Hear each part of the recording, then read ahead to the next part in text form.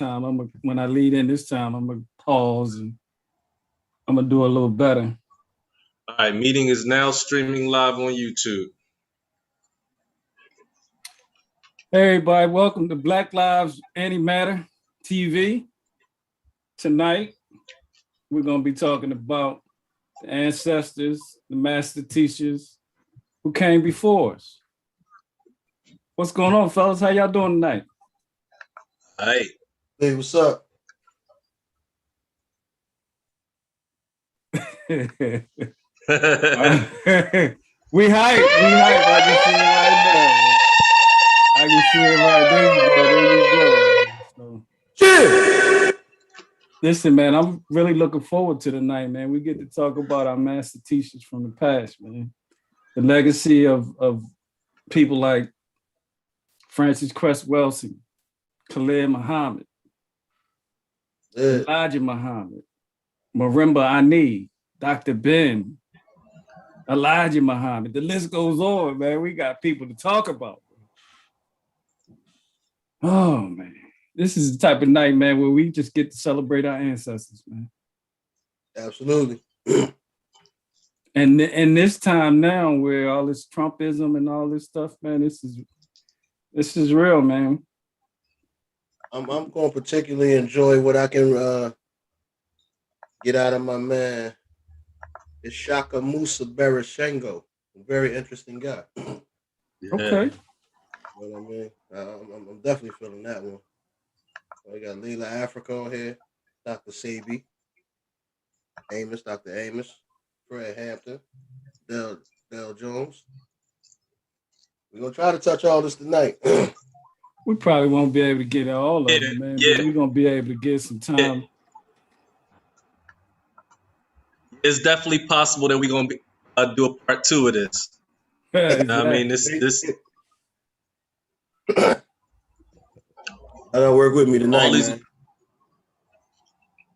I feel like a singer. All these are people that. Dre, go ahead, son. I was just saying that all these are people that passed on to the ancestral realm. So this is a tribute as well as a study. Absolutely, man.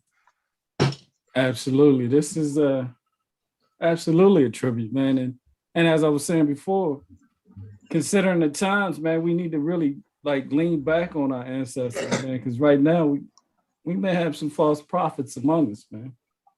Who haven't really taken a look at the lessons that our master teachers of the past have laid down before us. So yeah, absolutely, man. And you know what's very interesting about that statement? I ran into Brother Steph this morning on my way to work, and we had a very similar conversation, man, about the lost teachings, man, or the unemployed teachings of some of the greats that we're gonna mention here this evening. You know, everybody just kind of leapfrog right past that and started jumping into their own thing, man.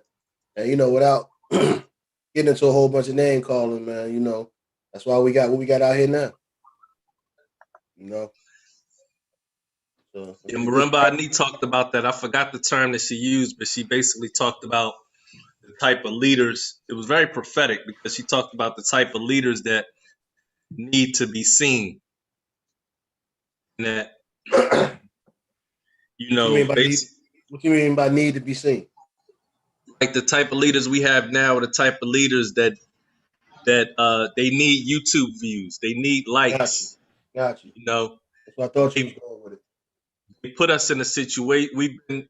A situation has been created and designed where, in order to advance, that has become the norm. Attention.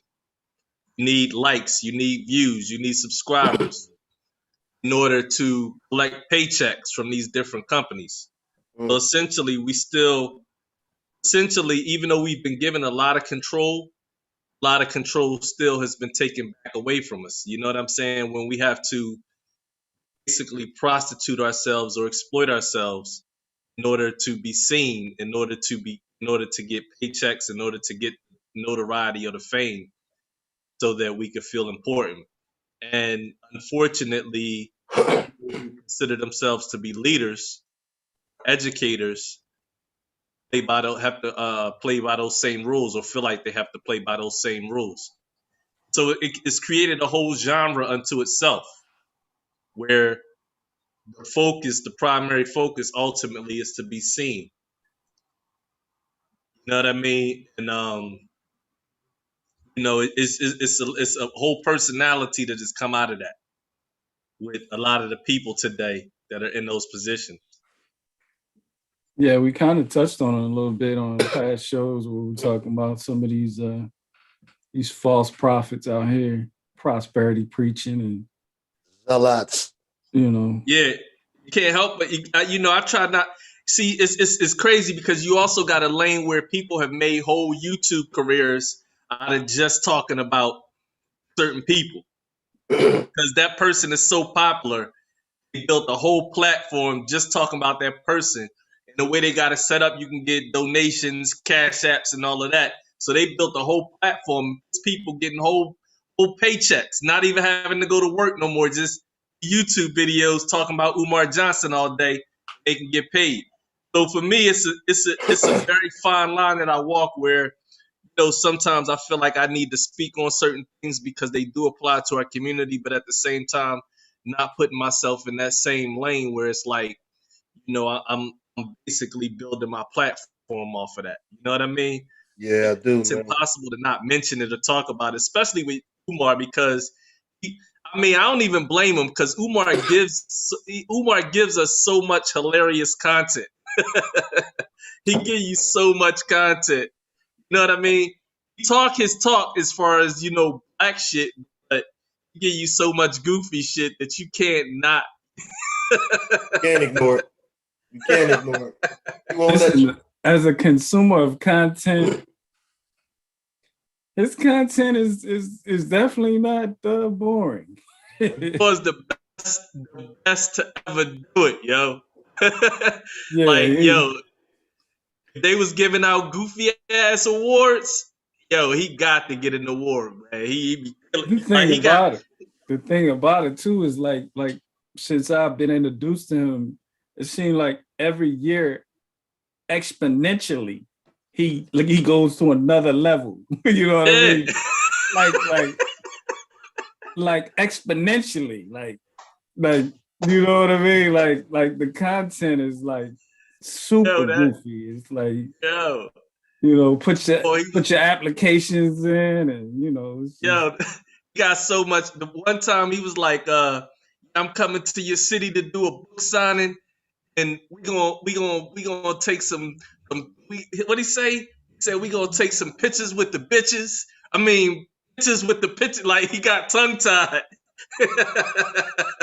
yeah, he's The boys, listen, man. For all I know, man, I don't know if these dudes is FBI agents. I don't. If they not FBI agents, they definitely doing a good job at what the FBI has been known to do, and that's create division in our community. You know what I mean? Because interestingly enough, a lot of the young people, like I said, man, I've had countless young people come to me just to get my thoughts on the matter. What you think about Umar? What you think about Polite? What you think about Young Fair?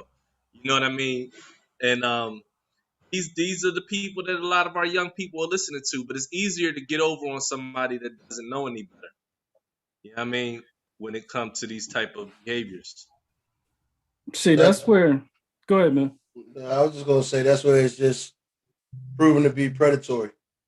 And we talked about this on the Dogma show as well, man. The intent is to gain the control of the mental. You know what I mean? Once you gain the control of the mental, then you can start to shape and mold that into things that it should never be.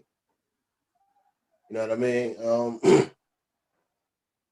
And these guys are nefarious, man, at doing that, man. You know what I mean? They whole setup is nefarious, man. You can't mean nobody no good, man. You just doing it for notoriety and a little bit of money. No more, no less, man. So I don't digest a lot of that stuff from them cats, man. Like guys like that. Yeah. I can't sit there and really just watch that shit. Yeah. Don't do nothing. You gotta draw a line in the sand where you say, yeah, it does nothing for me, man. So I mean, don't get me wrong. It does have some entertainment value, man. I was about to say in terms of entertainment, but see, where I'm probably maybe like y'all as well, but you know, I find some entertainment out of some of the you know, religious preachers, period. I find a lot of, especially if we're talking about like evangelist type preachers, I really get a lot of that's comedy to me, man. Sure. You know, no disrespect to anybody out here who follows a religion, but that's Kinda comedy like, to me, man. yeah, it's kind of like a black exploitation movie, right? Well, it's theater. It's definitely theater, man. Yeah. You know. But you're right, man. That is a break from the past. You know, we talked about on our last show where we kind of put it out there that capitalism is a religion, right? So Absolutely. think about it. You know, let's think about what we just talked about in terms of the likes, the views, and all this stuff, and the monetization of like buffoonery. You know, so that's what we're seeing. And that's a break from our master teachers, man.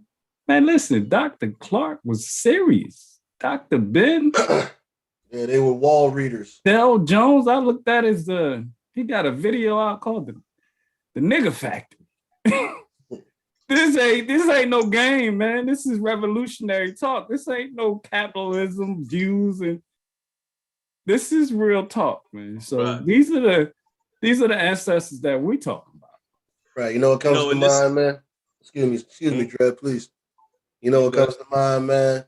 My days in Catholic school, man, when they taught about Jesus during his rebellious era. Mm-hmm. And a lot of the rhetoric that he spewed, man, was just this right here. You know what I mean? It was revolutionary type rhetoric. Revolutionary. You know what I'm saying? And they looked at him and told him, man, how can you be the son of God and you walk around in rags and stink of sheep?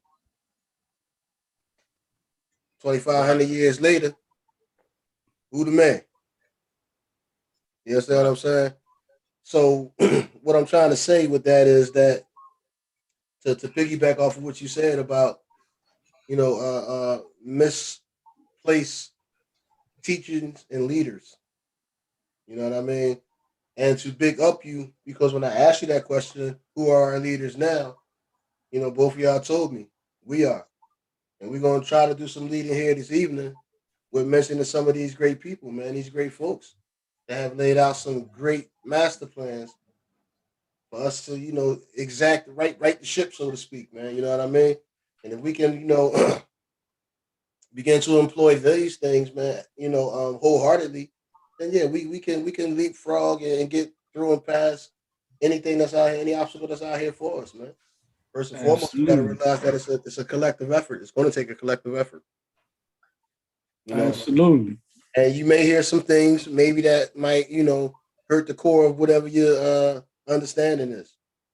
You know what I'm saying? But just try to be objective as possible, and just receive the information. You know, because it was laid out by people far wiser than me. I just want to share some of it, a little bit I know. You know? This is why it's so important to study those that came before us, because it makes it way more difficult next to impossible for these new cats to get over. You know what I mean? Because every great lie has to contain a truth. People like Umar and Polite and all these people, so awesome, for lack of a better term, is that they can spit some truth. They can spit some things that are very appealing. Some things may even be factual, but it's contaminated, like the scene in Malcolm X, Spike Lee's version of Malcolm X, when Elijah Muhammad handed them the glass of water with a drop of ink in it and told them that your people will drink this water regardless of the drop of ink that I put in it, because they're that thirsty. It's your choice to determine whether or not you want to get them a glass of water with a drop of ink or an actual clear, clean glass of water. So, our people right now are so thirsty that they'll drink the water. They'll drink even though it's contaminated. Even though it's a lot of fuckery involved, they'll still receive it because the need is just that great right now. I wanna open up with the clip that I just talked about. Before you go to that clip, I want everybody to just ponder what he just said. That was powerful. That was powerful, Elanaj, what you just said right there. that was deep, man. I received that well, man. And hopefully the audience understood what you just said. You know, I don't know if everybody realizes or not, but we try to be very honest with everybody as we go through and share, you know, a little bit of ourselves with the audience. And that was powerful, man. Yeah. Props, man. Yeah. Yeah, I mean, it's heavy, man. It's especially heavy for me because, you know, walking a certain path comes with sacrifices. You know what I mean? And I know, I know what it is to control the minds of other people. You know what I mean? And I see how that can be exploited. And I see the gain, the illusion of gain that can come out of that. You know what I mean? So to not do that comes with a certain set of sacrifices. To me, the long term gain is more important. The other day, one of my students, I used to work in a boys' home, and one of my students called me on the phone. You know, this was years ago, man, and he's doing very well. He was one of the least likely that you would think would end up doing well. But you know, I helped him out a lot, man, and he just called me, man, the first time the other day, thanked me. You know what I mean? And was just telling me all the things that he does in his life that came from from me, you know, teaching them certain stuff. For me, it's like stuff that I feel all about, you know what I mean? But you'd be surprised how deeply you can touch somebody's soul just by being real and being honest and not coming with no BS. You know what I mean? Yeah. You know, he was excited, like, man, I cooked the steak the other day and I put some curry on it. I'm like, word, you know, and that came from, you know, the many mornings that I would wake him up and just have him in the kitchen teaching him how to cook breakfast for himself. You know what I'm saying? Word. So now he's cooking meals for his family using certain spices and all of that. And he attributes that to me setting that foundation for him. You know what I mean? So, you know, my point is, man, is that for me, you know, when you walk a certain path, man, it comes with a great deal of sacrifice. But at the same time, the long-term effect is more substantial. And that's what I'm going for. Yeah, Don't I always kinda, get the immediate, go ahead. I I'm was going to say, sorry. you don't always get the immediate reward or accolades. You know? Right. So yeah, Absolutely. Before you break into the video, what's going on, Uncle Vu, man? Welcome, bro. Hey, what's up, Pete, Nas, Mill? you're, Always a pleasure, man. Always a Yes, pleasure, sir. bro. I'm on my phone, so I don't know how lighting is. I'm having technical difficulties with the I laptop. was just getting ready, I was just getting ready to compliment you on your lighting. Wherever you sit and stay there, you're looking good. Well, I'm gonna hold on for a minute, so I'm with y'all. But if I phase out, it's just technical difficulties, so I'm here with y'all. yeah, Fred. I just want to kind of piggyback on what you just said too, man. You know, all my years behind the barber chair, man. You know, I came in contact with a lot of young men, man, and it's truly rewarding, man. Every once in a while, man, you run into one of them guys, man, and they come and they just give you love, man, and they just say thank you for whatever you told them, whatever you showed them, whatever whatever kind of positive impact I may have had on them, man, during that young period of time or whatever, man. So I feel you, man. Yeah, that's what we do it for, man. I don't do it so you can come back and say thank you, man. I do it because it's the right thing to do. But the reward is years later, man, seeing that young dude turn out to be good and straight. You know what I'm saying? So I definitely understand that. You know what? Yeah. That's the theme of the night, man. That's what the master teachers did, man. They didn't do it for themselves. They did it for us. Oh, it's a selfless undertaking for sure. Absolutely, man. Listen, our ancestors, man. Listen, man. Dr. Clark, man, his story, once we get into it, it's amazing, man. The stories are amazing. And they're not credentialed. You know what I mean? With all of that. They don't care about none of that. What that mean? You know, with all of the titles and all that. Yeah, that's They didn't care about none of that shit, man. They was in the auditorium teaching. Yeah, we You know, talked they about didn't care that. about none of that. We talked about that more recently, you and I. Good. So they didn't care about none of that, man. But I'm gonna sit back because Naj got something for us. Right. Let's go. Yeah. And you know, what you said going into this clip, what you said is important, man. They did it for us, where a lot of these new cats, like I said, man, the trap they got us set up in is where, you know, you got to present yourself for your own gain.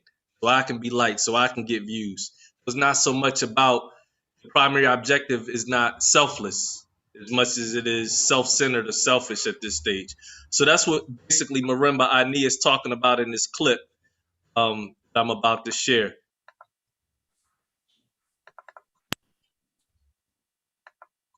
You can see everything okay? Yeah, it's starting to come in. Uh-huh. A warrior has got to be able to go against what seems to be popular. A warrior has got to up the ante, push the envelope. But in order to do that, we got to be clear about who we are and what it is that we want. And that's what the so-called leaders have not been able to give us. They have no agenda. So that means that you're always compromising because you're always acting out of fear. If leadership really meant something, then you would never act out of fear. That's not to say you don't get afraid sometimes. But fear can't be your agenda. Fear cannot be your agenda. So these leaders are clearly not warriors. And we're talking about warriors. Now, the warrior spirit makes you able to confront whatever needs to be confronted and let the chips fall where they may. That's right. And what we've done is to develop a program, a plan, and so forth, which is to say, let us go the way of the least resistance. What's the easiest way? What's the way that's, not going to get people mad at us? That's not a political agenda, and it's not a position of a sovereign people. So I think what I'm really doing is questioning this whole thing of leadership. We watered down the concept of a leader. We have Uruguayized the concept of a leader. So that now, who we consider to be leaders, it's you got to be a star. And when I say a star, I don't mean a black star. I mean like Hollywood. That's what I mean. You got to be popular, and you got to say the popular things. See, I was trained by none of John Henry Clark. And that gives me the power to say what I think is truth to my people. And that's what he did. Even when it was unpopular among our people, he had to tell the truth. And he said, watch out now. He ain't working for you. Watch out. And people came to him and they warned him. They said, Professor Clark, you really want to say that? You really want to take this position?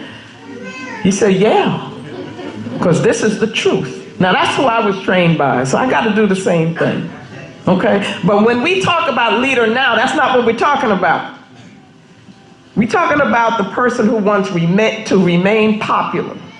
We're talking about the person who may be glib, got away with words, but they're really not saying anything. That's what we're talking about. We're talking about the person who develops this personality thing that makes them all about them. We're talking about the person who always wants to stay in the limelight. Person who's ego tripping. So I'm suggesting that we scratch that term, leader. And that what we need are organizers, we need warriors, we need victors. Me, I'm in it to win it. There's nothing less than that. That's what Baba Kobe said on Friday. We in it to win it. So we do whatever we have to do to make that happen. And we say whatever we know is truth or believe is truth or have thought about it. Okay? Problem is that the so-called leaders are not doing political analysis.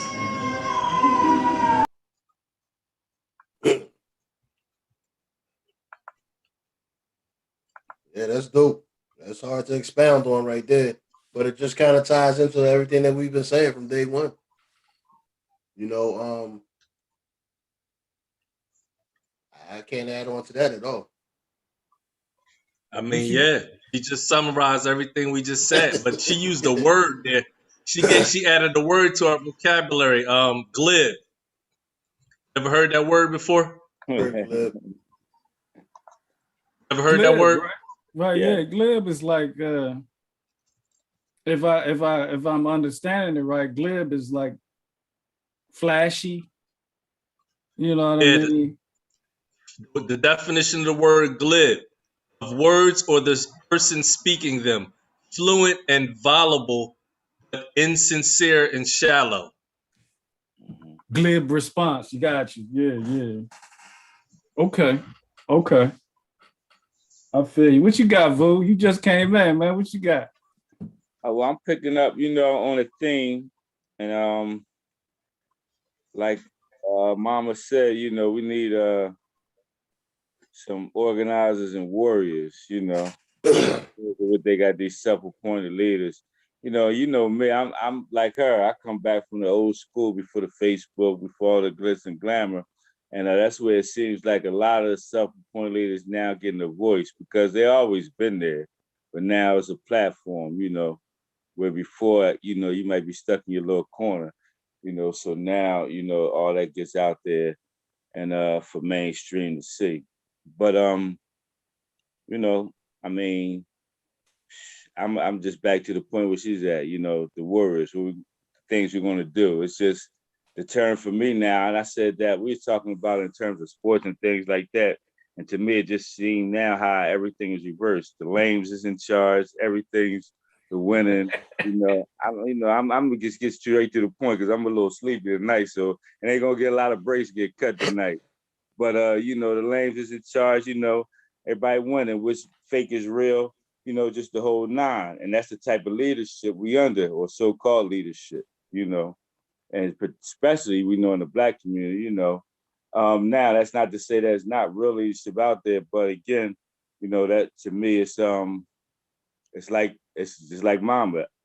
That's real leadership, but that's not well known, So real leadership is going to be a little bit more under the radar, and and back to what she said, more so not so much leader, because we ain't looking for followers, And I got to think about warriors, that wasn't looking for followers; they was looking to develop men, and that's what people that have a responsibility, the civilized, the uncivilized, or those of us who call ourselves whatever we want to call ourselves.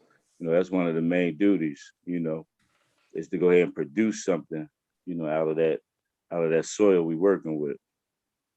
Yeah, that's facts, man. That remind me again. This was real dope, man. Because I was telling Feek, I ran into brother Steph earlier, man, and we had a brief conversation, man. And the energy that was flowing in is the same energy that's flowing now, down to the rhetoric, what's being said and why. You know what I mean? He made a statement to me that said, it's time for us to put our petty differences together, like religion and whatever other things that just keep us separated.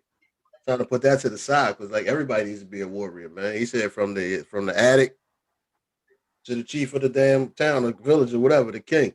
He said we all got to be warriors and we all got to get in this trenches, man, and bang this out together. And I thought that was just profound, man. And to me, it sounds exactly what you just said, fool. You know what I mean? And it's come from two polar opposites almost, man. But it's the same message, so I'm really loving that. I thank you for that, good brother. Yeah, it's the reality is and we talked about it before, man. We got all these subdivisions, all these we had the Talented Tim show, right? We was talking about how we got we got the church, we got the Masons, we got the fraternities, the sororities, we got all these different kingdoms. You know what I mean? Everybody has the charismatic leader that they will only follow. You know, they won't take leadership from anybody else but their charismatic leader. Right. And that's just division, because we all got to fight in one direction. You know, so absolutely, I get exactly what was said, and I think that's what our master teachers kind of, you know, as I looked at it, coming out of 65, 69 is when Dr. Heinrich Clark, you know, he changed his name, right? He was Henry Clark. He said, man, fuck that. Mm-hmm. I don't want to be like, hey, motherfucker coming from South. I'm Heinrich Clark now, motherfucker. So in 69, that's when he started like setting up shop in Harlem. You know, he from the South. Yeah. So he came up and he was like, you know, he started teaching in the city schools and stuff, man. That's where the base was at, man. These Harvards and all the Princetons and, you know, they didn't care about none of that, man. They wanted to reach the people. No. So he was like one of the forefathers of that, you know. So, but if we really want to like think about it, you really got to go back to Carter G with his stuff. You know, he was doing the real study, and also W.E.B. Du Bois. So if you want to look at it, it really started back then, but it kind of got chopped up, right, with Jim Crow and all that nonsense. So if you take it all the way back to then, and then just say, okay, that's where it started, but it got interrupted, and then come back to 60s with Dr. Clark. That's where Africana studies started, and that's when they started saying, hey, we need to lay down some facts for the people so that they understand that they're just not just like chattel slavery. You know what I mean? Just chattel slaves. We got to like let them know where they came from. So that's where Dr. Ben and, Dr. Clark really start laying down and challenging like the white supremacist thoughts of Christianity. And there's a couple of videos out there, man. I like to share one right now if y'all got time. Yeah, let's get into that. I want to throw a question out there. Before we do that, I want to throw a question out there. See what you think specifically, boy. I'd like to get your thoughts on it as well. John Henry Clark was very critical towards Minister Louis Farrakhan. One of the things he said was that he felt as though that the Million Man March was a waste of shoe leather.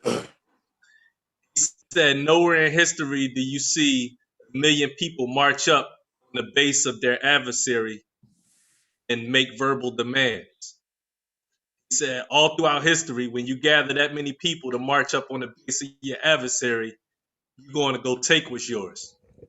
Anything else is a show, is a charade, a performance. That's basically paraphrasing one of the things that he had to say in regards to Minister Louis Farrakhan. Wanted to see if anybody wanted to touch on that. Get your thoughts.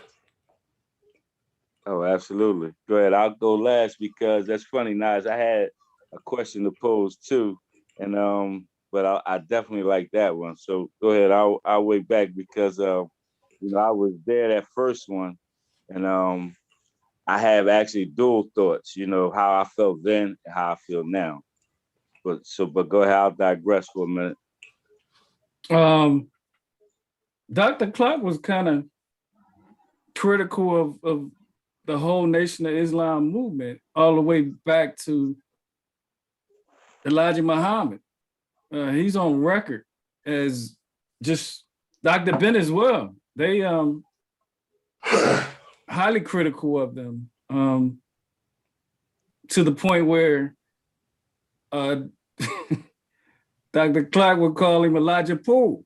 You know what I mean? Mm-hmm. So he was very critical of him. He kind of thought that it was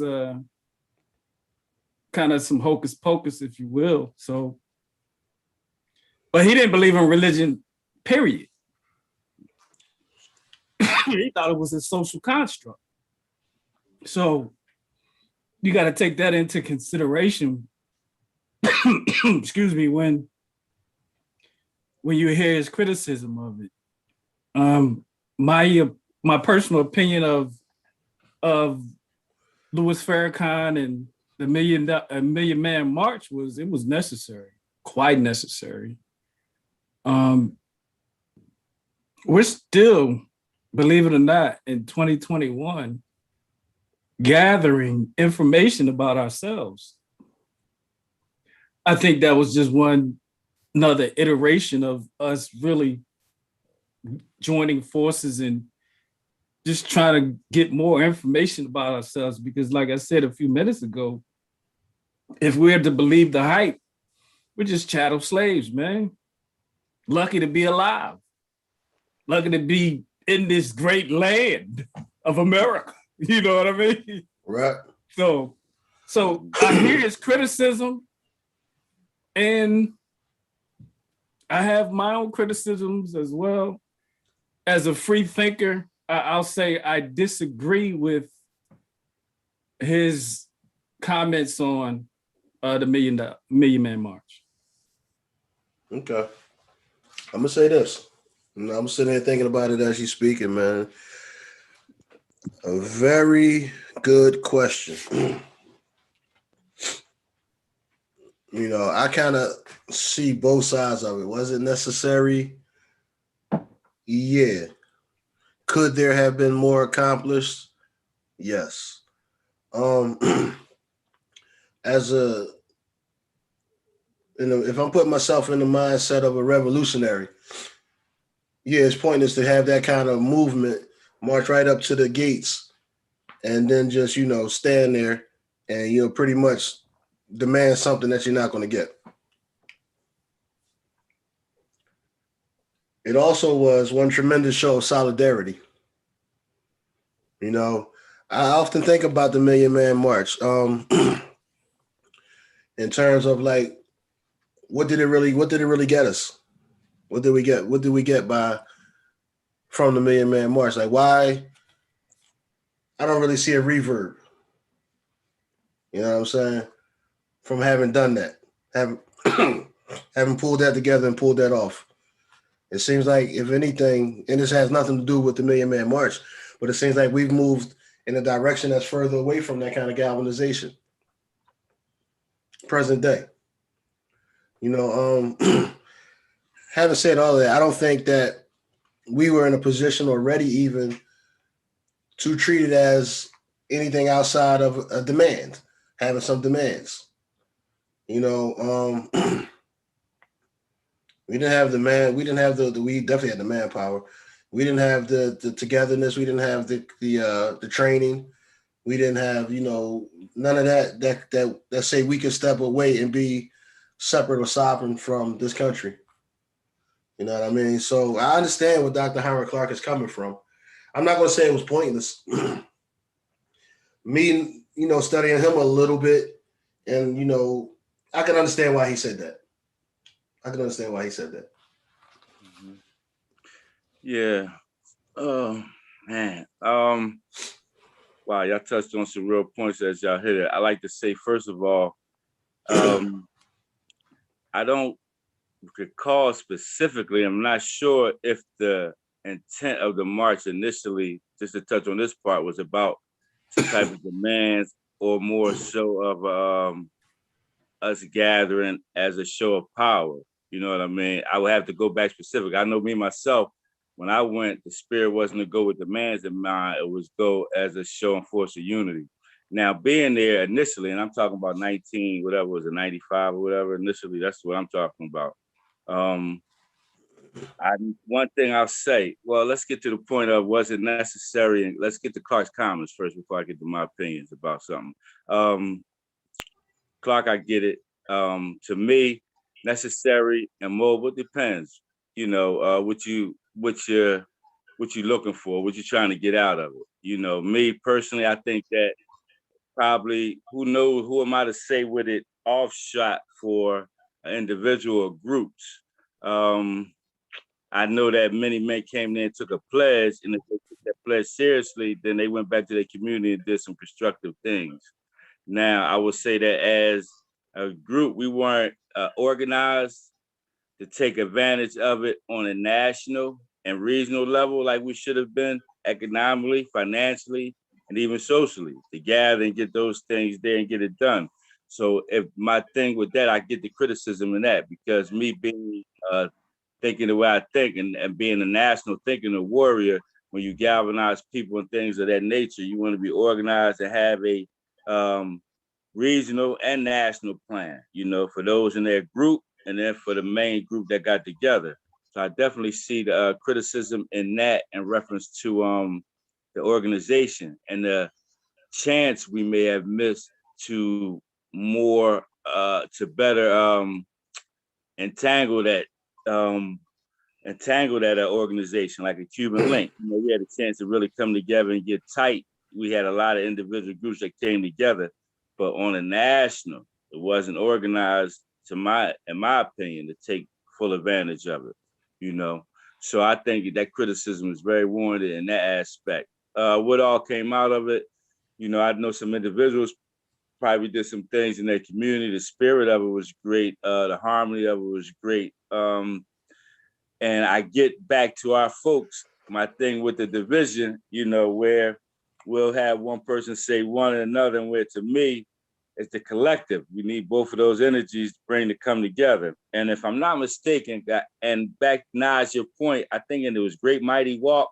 Clark talked about that, about you know, where would he lead right before the march? Where would he lead the people back? And to your point, Dafiq, he more pointed that they were leading toward Islam, where I don't necessarily agree with that point. I get what he's getting, but more so when Farrakhan came out, especially when the national tour stopped the killing, that was just more so of a pro-black thing. Now, out of that, I'm sure they did some recruiting, you know what I mean? But, you know, the galvanized of it. And then I think Clark made a little more amends with it at the end because if I'm not mistaken, he donated all his books to the Nation of Islam.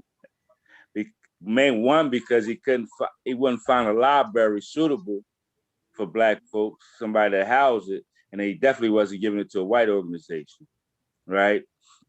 So I think they start making some amends with that at the end. So that was real interesting.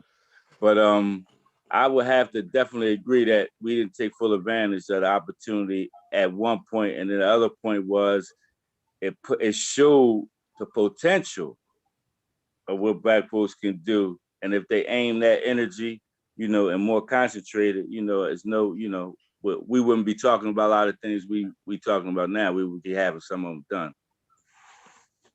I'm surprised he didn't donate his books to the Schomburg Library. That's who he actually trained under Schomburg. So I'm surprised he didn't. But you know what? You're right. If he made amends with the Nation of Islam, that's good as well, man. I think at the end it was coming. We start to see, you know, as you get towards the end of your thing, you start to see where even in y'all disagreements, y'all was still fighting for similar causes. And that always the case, though, man. We fighting, but we just you fighting with a you fighting with a machete. I'm fighting with a sword. You know what I mean? That's why I'm shouting it from the rooftops now, because you know everything is important. They trying to sectionalize us, man. They trying to divide it, you know, they trying to marginalize. And that's what, you know, Europeans do, even in their teaching, they compartmentalize it. Ours was always holistic.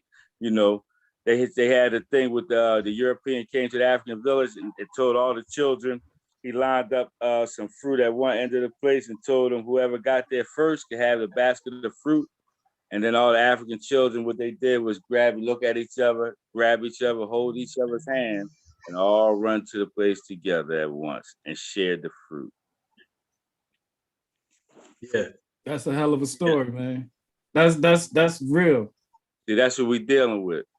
Yeah, that's real, man. Y'all ready for a little bit of Dr. Clark? Yeah, let's go. Okay. I'm gonna share my screen. All right, so it say I need to get squared away with screen sharing. All right, here I go. All right, you in there? Yeah, let me yeah. Hold on.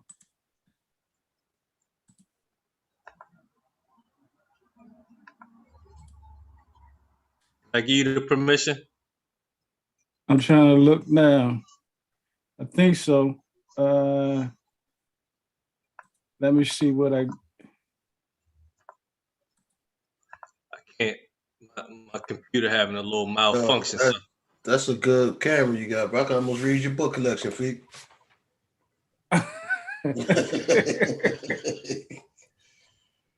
look like I'm having a little trouble here. I can't, but I'm not seeing the stuff that I got up ready. So, Hold on, but it might be something I'm doing wrong. that's all right. Well, I'll just go ahead and Right just now. All right, I got let me try something else. Let me just come back to it.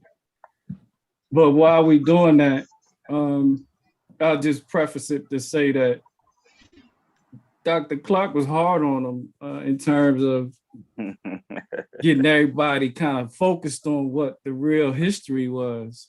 I think he was just a purist in thought. You know what I mean? And you know, a lot of the chinks in the armor, man, he just didn't want it exposed. You know what I mean? But yeah, that means he's a hard man because he's about perfection. You know, and not wasting any time, space, or energy. Yeah, no doubt.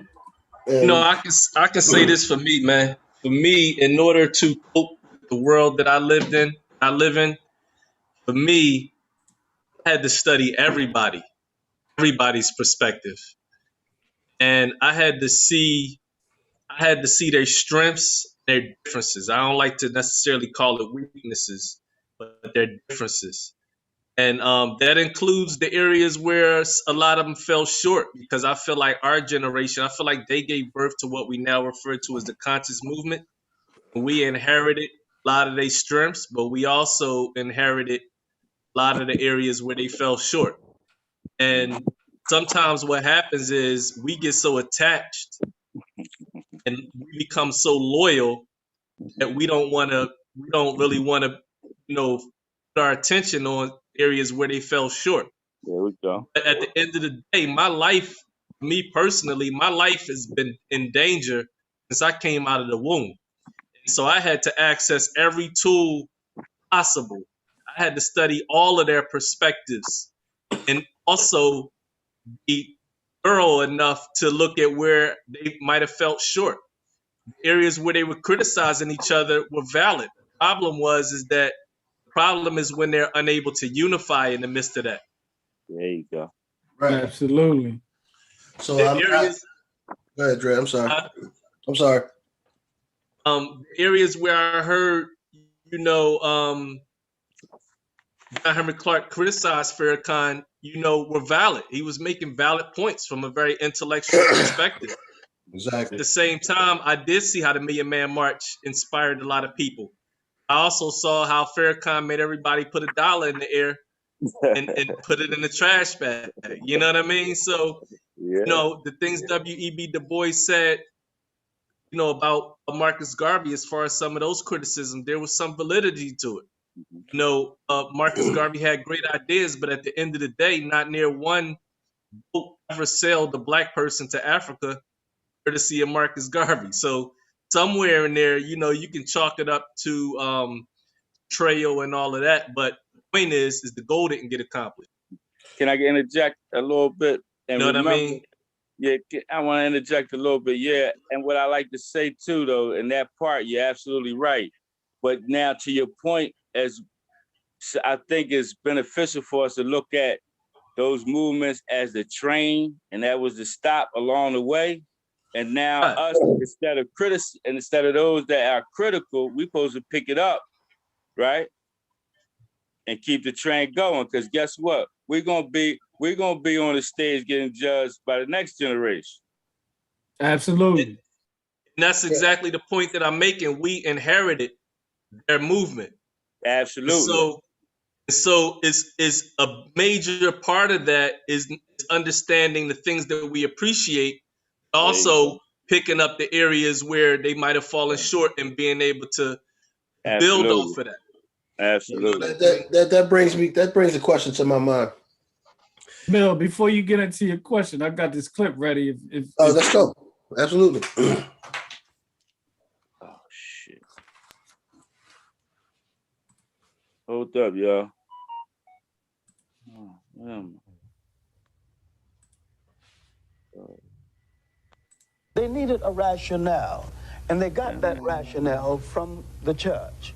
The papal bull of 1455, when the Pope said that you're both authorized to reduce to servitude all infidel people. The organization of the slave trade, the attitude that was to go into the slave trade was fashioned right by the church itself. The argument was between Spain and Portugal, the two nations closest to Africa. And one of the main reasons why Spain and Portugal had so much anger for the Africans and so little mercy and sensitivity is that Spain and Portugal had been dominated by the Africans for nearly 800 years. Christopher Columbus, one of my favorite anti-heroes of history, one of the great fakes of all times, you know, a man in utter fraud who discovered absolutely nothing. But Christopher Columbus said, as man and boy, I sailed up and down the Guinea coast for 23 years. Now, mangling with African sailors, he learned that there was a world out there, and he learned how, from African sailors, how to come to the so-called New World. When he arrived in the New World, he found Africans doing business with the Indians and minted corn. Christopher Columbus knew he discovered absolutely nothing. And the whole world has made a hero out of this fake. And among the Western heroes, I don't know a bigger fake than Christopher Columbus, who welched on his debts and who enslaved the very people who had befriended him, fed his crew, cleaned his ships, showed them how to make hammocks so they can swing in the breeze other than lay on these filthy floors. That it was Christopher Columbus, after the wholesale destruction of the Indians, who suggested the enslavement of the Africans. So he went to Father Bartholomew de las Casas, who went to Rome and made it official. Now, he was on the island of Hispaniola, now Haiti and Santo Domingo. Christopher Columbus's brother became the governor of the island. He reduced the population from 1 million to 60,000 in less than 10 years. Bartholomew de las Casas said that when... So, Feek, when you play your video, make sure you click that optimize button when you play your video. It wasn't even available to me. I knew something was off, man. Word. The video actually looked pretty good. Yeah. Okay. Yeah, it was clear, and you know the audio was good. You know, okay. I knew something was up, man, because something just didn't feel right. You know what I mean? Word. So yeah, you had a question, Mill? Yeah. My question was simply, if I understand this to be true, if I accept this to be true, you know, some of, maybe even a lot of these organizations, man, we receive government funding. They were in bed with the very people that they were fighting against the oppression of. Does that make sense? Well, say that one more time. You got to name the organizations, though. You got to name it. Well, I know the Nation of Islam, Elijah Muhammad was getting government funding. You know what I mean? And government land promised, well, not government land, but land promised to them by the government. I'm not sure with Marcus Garvey, you know, who was supposed to foot the bill for this pilgrimage back to Africa. You know what I'm saying? But I think, again, they were in bed with the government. Nah. No, not Garvey. Okay. Not Garvey, but and even still with that thing, my thinking is this on that level, like we even like take us for instance, you know, we trying to get what we done, revolution area and all that. A lot of us got 9 to 5 or do whatever we got to do in the system, right? Mm-hmm. So my thing on that is depending on what your angle was with the and how you was getting it and what you was doing with it. And those that are like the NAACP, for instance, which is pretty much founded and funded, you know what I mean? Created. You talking those other organizations. But if I'm, and I don't know if this is the case, but I'm just saying, if I'm an organization of power and I just snatch your power to use it for my cause, I'm with that part of it. You know what I'm saying? Absolutely. Yeah. So yeah, that's not what I was saying. I mean, well, that's not what I was trying to say. I'm saying, like, when you in bed with them, you know what I'm saying, you know, you still gotta play their game too. So they still have influence. Yeah. They still have influence, like, you know, so that's why a lot of them ain't do what, like Dre was saying. That's why the mission still ain't accomplished with a lot of them. well, that's what, yeah. That's what the question was aimed at. You know what I mean? Is it really possible to accomplish it if you playing with their ball? Right. Well, therein lies the question, man. That has to be answered at some point, man. That's a hell of a. I mean, you presupposed it, so let's go ahead and deal with that. Well, I think. Okay, now. You know, somewhere in my studies, I came across the notion that Elijah Muhammad, and I think also Marcus Garvey as well, met with the Ku Klux Klan in regards to funding. Did y'all come across any information like that? Yeah, I did come across it, especially with I think I'm more familiar with the with the Garvey piece where he was his thinking was, you know, we could talk, you know, meet with your adversary, you know, see what you go. And if they give up cash, I'm gonna basically take it. I'm not familiar with Elijah's. I'm not familiar too much with Elijah's either, but yeah, I'll second that. He met with the Grand Poobah or whatever the fuck you want to call him, motherfuckers. The Grand Poobah. Yeah. You know what I mean? Whatever you want to call them, motherfuckers. but they was in agreement because, you know, Garvey was like, man, I want to get the fuck out of here. You know what I mean? And he was like, we want you the fuck out of here. Right. Run that cat right. All right, well, y'all run some of that cash in. Yeah, so they had the mutual hate of each other, and their goals was aligned in the hate. You know what I mean? So it's a sharp tactic to say the least. and like I say, for me, to answer your question, Mill, though, how I think you come to terms with it, me personally, like my organization, I could meet with anybody from a position of power. Like I'm not meeting anybody from a position, a subordinate position. Number one. You know, that's how I think you kind of resolve it until you be strategic. They built this shit on our backs. So if I could extract whatever out of them to get what I'm trying to get, fine, but never compromise the purpose or the mission. So if I take that from you, Vu, that's Elijah Muhammad's, that's his whole thing. The reason why he pretty much banished Malcolm, because he was trying to get that land, right? He was negotiating. That's the rumor. I don't know any of this. That's one of them. Yeah. But it's in a couple of different books. It's talked about by a lot of different people. Absolutely. But that's what they're saying. The reason why is because they were in negotiations to get some type of land somewhere. That's what I was hearing.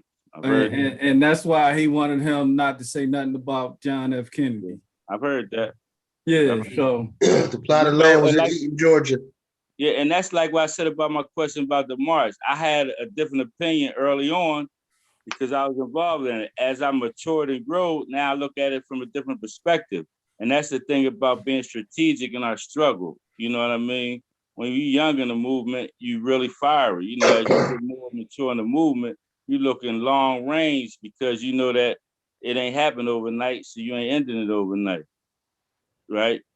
But it got to be a consistent purpose. And now I want to just go back to what you was talking about earlier. Now I got your point. I think I misunderstood you earlier. You was talking about the mission didn't get accomplished, so we still got stuff to do. You know, at the end of that's the bottom line. No matter how they felt about it, the job didn't get done. Is that correct? Absolutely. Got you. Absolutely. Absolutely. And we got to be able to be honest in our perspective. Are we, like I said, sometimes we get so loyal towards Yes. these people and appreciation for what they did that Yes. it kind of taints our perspective a little bit and prevents us from seeing where we don't want to be honest about where they might have fell short because we don't want to look at our teachers as having flaws or Absolutely. Because and that's one of the backlashes for being in our position so long. Once we do get a hero, sometimes we put them, like you say, we don't do a fair critique. You know what I mean? And that's one of the things I liked about Amos Wilson, and the real ones that tell you that. And that's why you can tell the difference. We're supposed to now pick up the mantle and, like you say, critique. It'd be anything less of us would be unworthy. We have to, like you say, take the fine points as well as critique, see where we made the errors. That's what history is for. That's what that's about. But you're right. We idolize and fall in love with the characterizations of it so much, that we don't want to look at the real concrete truth, because like you say, if that was the case, we would be where we're supposed to be at. We still got work to do. So we definitely had to look at where and I like to keep the phrase, maybe to help, try to keep the phrase positive, not what we did wrong, but what we could have done better. Right. And for me, seeing it in such a holistic fashion, like I said, for me, it helps me to appreciate them that much more. Absolutely. Like, understanding their challenges, understanding their shortcomings, and understanding what they had to fight through in order to give me what they gave me. You know what I mean? Absolutely. Yeah. Well, see, now we tracking, right? See, we was talking like a couple shows ago. We was talking about grace, right? Yeah. Like grace, man. We gotta get a grace to our ancestors too. They was dealing with this on the fly. Huh? We sitting back here in 2021 talking about they should have done. Stop it. Right. Stop. You know what I mean? Right. And the funny part about that, shit, you know what I mean? But the funny part about that is a lot of ones that holler at the loudest is they ain't should have doing now. Right. Tell me what they should have done. You know what though? That's the camera's like going down and they ain't doing nothing. That's like a characteristic of people, but the thing that we got to do is just like what we just doing, where we got to say, man, we got to give our ancestors grace, man. Absolutely, man. They dealing with all this stuff on the fly like that, man. And if you just really like study like movements of our people, and I said it a few minutes ago, it's like we're still learning about ourselves, man. We've been colonized, man. Come on, man. Yeah, you know what else too, man? When we do give our humble opinions, people got to stop looking at that shit as an attack. You know what I mean? We not attacking nothing, man. You know what I'm saying? We doing what we supposed to do. We studying it. Mm-hmm. Well, they don't have to stop looking at it that way, but we definitely got to give it to them. You know what I mean? And I hope that they would, accept it. The thing though, I think because people attach themselves to, like Nas was saying, to the person so much, they think we're attacking them. Well, yeah, that's what I'm saying. And it's just like when we go against the system, they so attached to it, a lot of areas they feel personal. Shameless plug for last week's show on Dogma. Man, listen, that was a tight conversation, man. I had a lot of fun, man, as we was like getting information out. But that's the one key thing. Huh? Go ahead. My bad. Go ahead. No, I just had a question I wanted to pose earlier. In y'all opinion, and I know me and Nas talked about this prior in a lot of conversations, but I want to get your feedback. In your opinion, like even with like the leaders and even the concept of leadership we have as far as the Black people in our community, and is a lot of it, is even a lot of the like the sister was talking, like Mama was talking, is a lot of the concepts Europeanized even in our so-called being quote unquote leadership. I want y'all. Yes. Nowadays, yeah, absolutely, man. There's a brother out now who seems to be the rage. He's how to be an anti-racist. He's got an African name too, Abraham, something like that. But his claim to fame now, and I read his book. He's he's basically framing his discussion points to white folks, and he's trying to tell them how to be anti-racist. To A think black guy of is telling white people how to be anti-racist. I saw a clip on him. yeah. Basically, that's who he's framing it to. But it's to Vu's point, it's Europeanized. You know, it's got a European beg type deal to it. You know what I mean? I'm thinking, how do you do that with any level of pride? One way to do it. Knock on side they fucking head every time they step out of line. But I mean, I digress. My bad. Yeah, he, you know, I'm just answering the question about right. There's a European mind state, but I said it a few minutes ago, man. And the brother, one of the brothers that we may get to tonight, but he's Philly born, and he's got, you know, he's got a nice video out called "The Nigga Factory." Dale Jones, you gotta check that piece out. Oh man, Dale. Yeah, so that makes me think of something else, man. You know, talk about how Europeanized the movements are now. Could that have possibly been birthed by earlier movements? Just being in colleague of any kind of level with the European oppressors? Well, if you listen to Dr. Go ahead, my bad. No, go ahead. If you listen to like our ancestors, they'll tell you that this all falls under the realm of white supremacy, man. So school systems, financial systems, all of this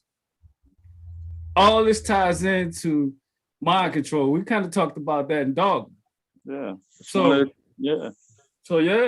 the I want to hear what you were gonna say about that, Vu. Octopus. One of the technicals on the octopus. No, I was trying to get Nas feedback though on that, on our current leadership. You know, I'm still on that. You know, how Europeanized is it, as opposed to, you know, how really, you know, I don't know whatever term we want to use, Afrocentric, cultural. Yeah. You know? Well, that's my point in the question. Like, I mean, is that a byproduct of how it started? Mm-hmm. Like, and is it even feasible or possible for us to do it without them being attached to it at all? Let me think, because it makes me think about what y'all said earlier. Like, I mean, we're the leaders.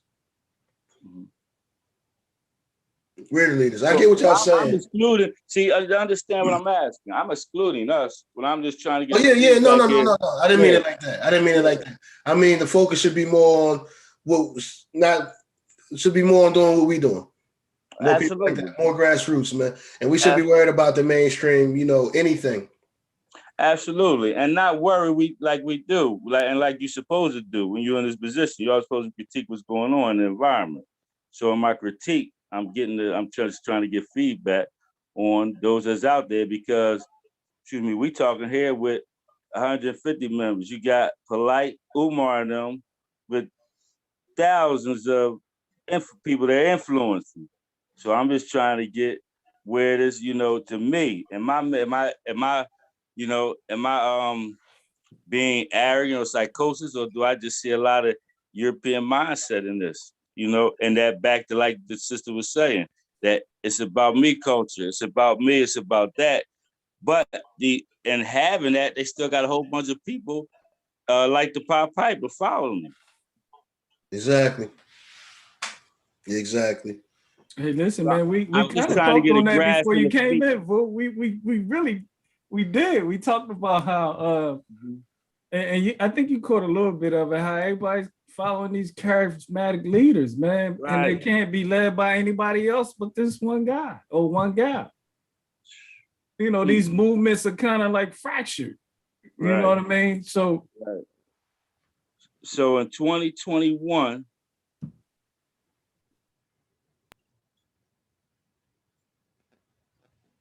your sound went out. Your mic went out, Vu. Your mic. He can't hear us. Will you? I'm gonna send him.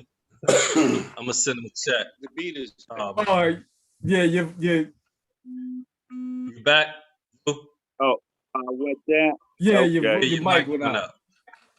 Okay, sorry about that. I think a call was coming in. Yeah, you was rolling too. Yeah. Well, no, I was just venting. I just think it's amazing that in 2021, we got, people that's, masses of people that can be led straight and easy. But it has to be that way. It has to. Otherwise, we wouldn't be under white supremacy. So this is my take on it. In terms of that European mindset, one of the things that I observe in their culture is the constant perpetuation of dualities. When you study other cultures, it's more so about the unification of those dualities and the balance of those dualities. There you go. Where in European culture, it's more about the battle of those dualities. And I think that's a projection of how their mind works. Absolutely.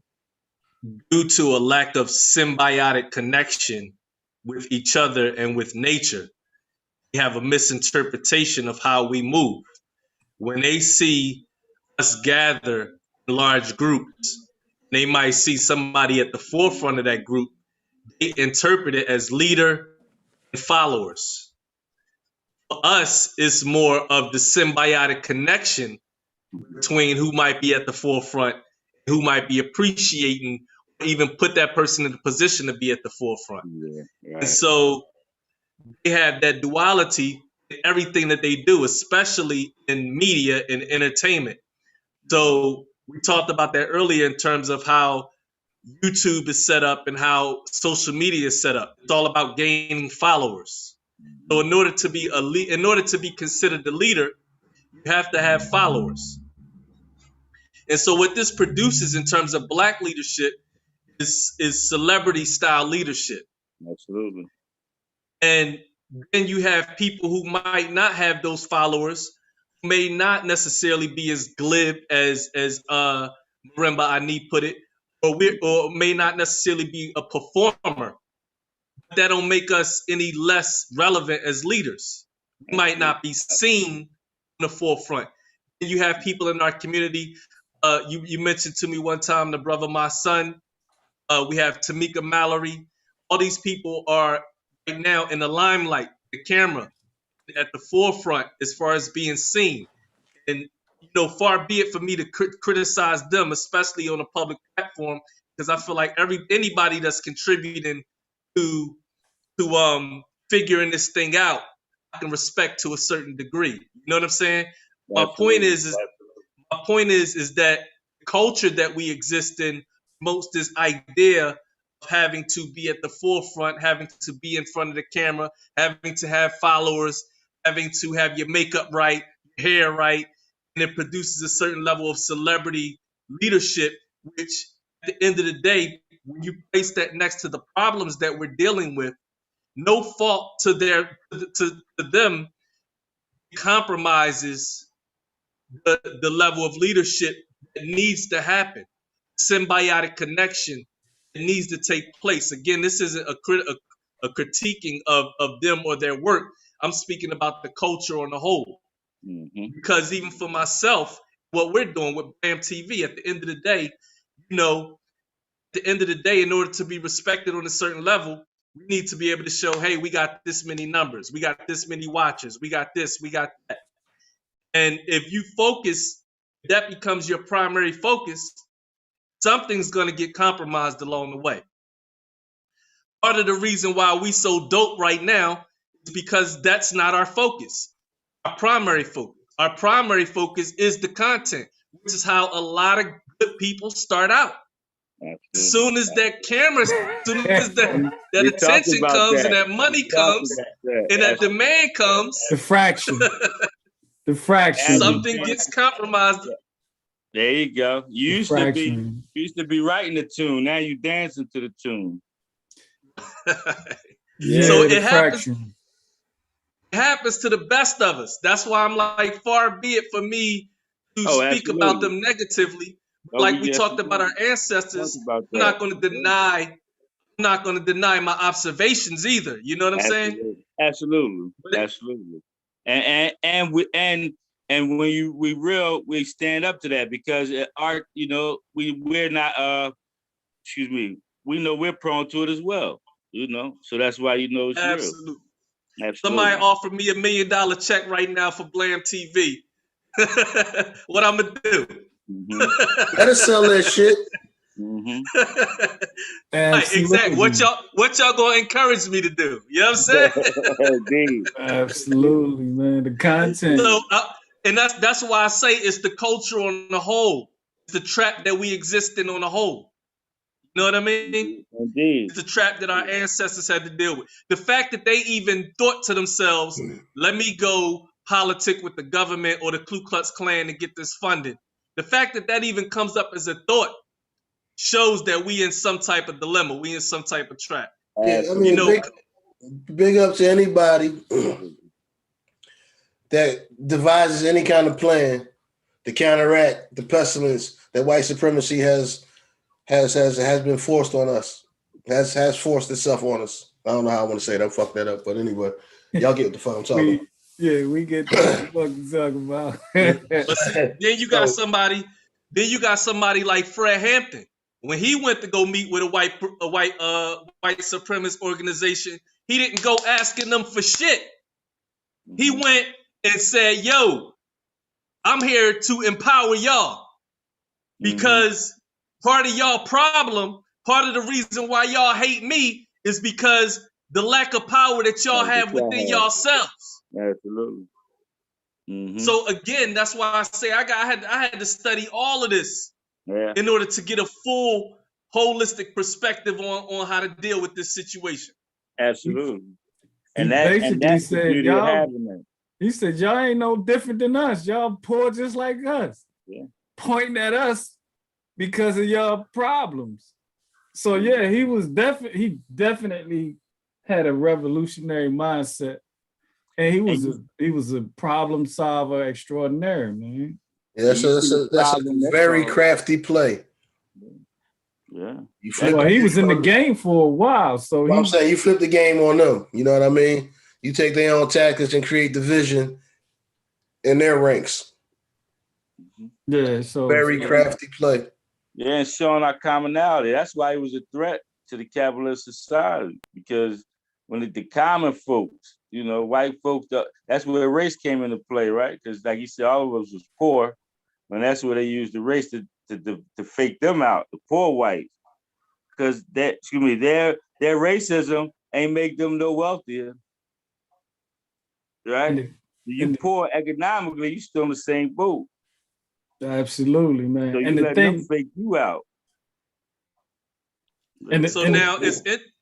What's interesting is when Khalid Muhammad speaks on this particular subject. Somebody challenged Khalid Muhammad with the same mindset, or a mindset to say like, "Yo, we're not gonna win this thing.